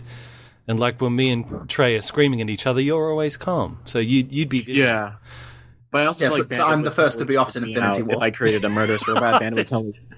What was it? I didn't hear it. I'm the first to be off in Infinity War because Thanos needs that gem. Yeah. Grab that gem, you guys. Meanwhile, I'm chilling with like Doctor Strange and Bandit's just over here, just like, do Space Guardians. It's worth the none of us to Captain America. I kind of feel like if Bandit wasn't Thor, he'd be Captain America. Actually, Trey, but that's just because Captain America, like. In a sense, I'd have to be. Would any of us be Doctor Strange? Probably not. No, I'm not that. Well, I am very confident in my amazing abilities, but I think that makes me more Tony Stark than anything. I am British. So I could be Cumberbatch as Doctor Strange. It's all right. No, you can be Rocket Raccoon if you want to, even though he's... Give me your best American accent, Trillbee. I got you. Go ahead. I don't even know where to begin. Just act like Dr. House. Have you seen the show House? Just be House. Yeah, I have, but I couldn't quote him. I couldn't quote House. I don't know. I'm sorry. I don't want to. I'm tired. I got an idea. Trillbee, repeat after me. I am Groot. That's who you are. I am Groot. There we go. Well, we could do the same thing with Guardians of the Galaxy because I'm definitely Rocket and Bandit's definitely Star-Lord. Well, I was actually thinking Bandit's more like Rocket. Avengers, so. You think Bandit? If Bandit's anyone, if he's either Star-Lord or Drax, I don't know. I just feel like because if Trillbee's Groot, then I kind of have to be Rocket. You know what I mean? Like we're always just out having space adventures. I don't know. I just see me and Trillbee just out. Like I'm like, Trillbee, don't drink that water. It's bad. And Trillbee's just like, but water. Mm-hmm. We are Groot, everybody. Aw, thanks, Trillbee. And on that, we're going to end the show. Thank you guys all so much for listening. Like and subscribe. Great episode talking about The Last Jedi, a movie I'm glad we all enjoyed. I should yell a spoiler, but I won't because you guys probably skipped to listener questions. Where can people find you? People can find me on YouTube, Facebook, and Twitter as Bandit Incorporated, or on my secondary channel that no one knows about, where I review Australian Survivor, which is called Bandit Strategy. It's something like 300 people that follow that. But hello, I'm one. Yes, actually. Yes, Chaos Theory. Yeah, so they can find me there, yeah. Where can people find you, Trillbee? You can find me on my website at www.trillbee.com. You can find me on my YouTube at Trillbee Reviews or Mr. Titus Reviews. You can also find me on my own podcast at the Film Brits Podcast, which you can find on iTunes or on your respective podcast feeds on your smart devices. However, just give us a subscribe and a rate, and also rate the Movie Mania podcast while you're there as well. And Trey, where can people find you online? Okay, I'll hold. I had to. All right, you guys can find me on YouTube, Twitter, and Instagram.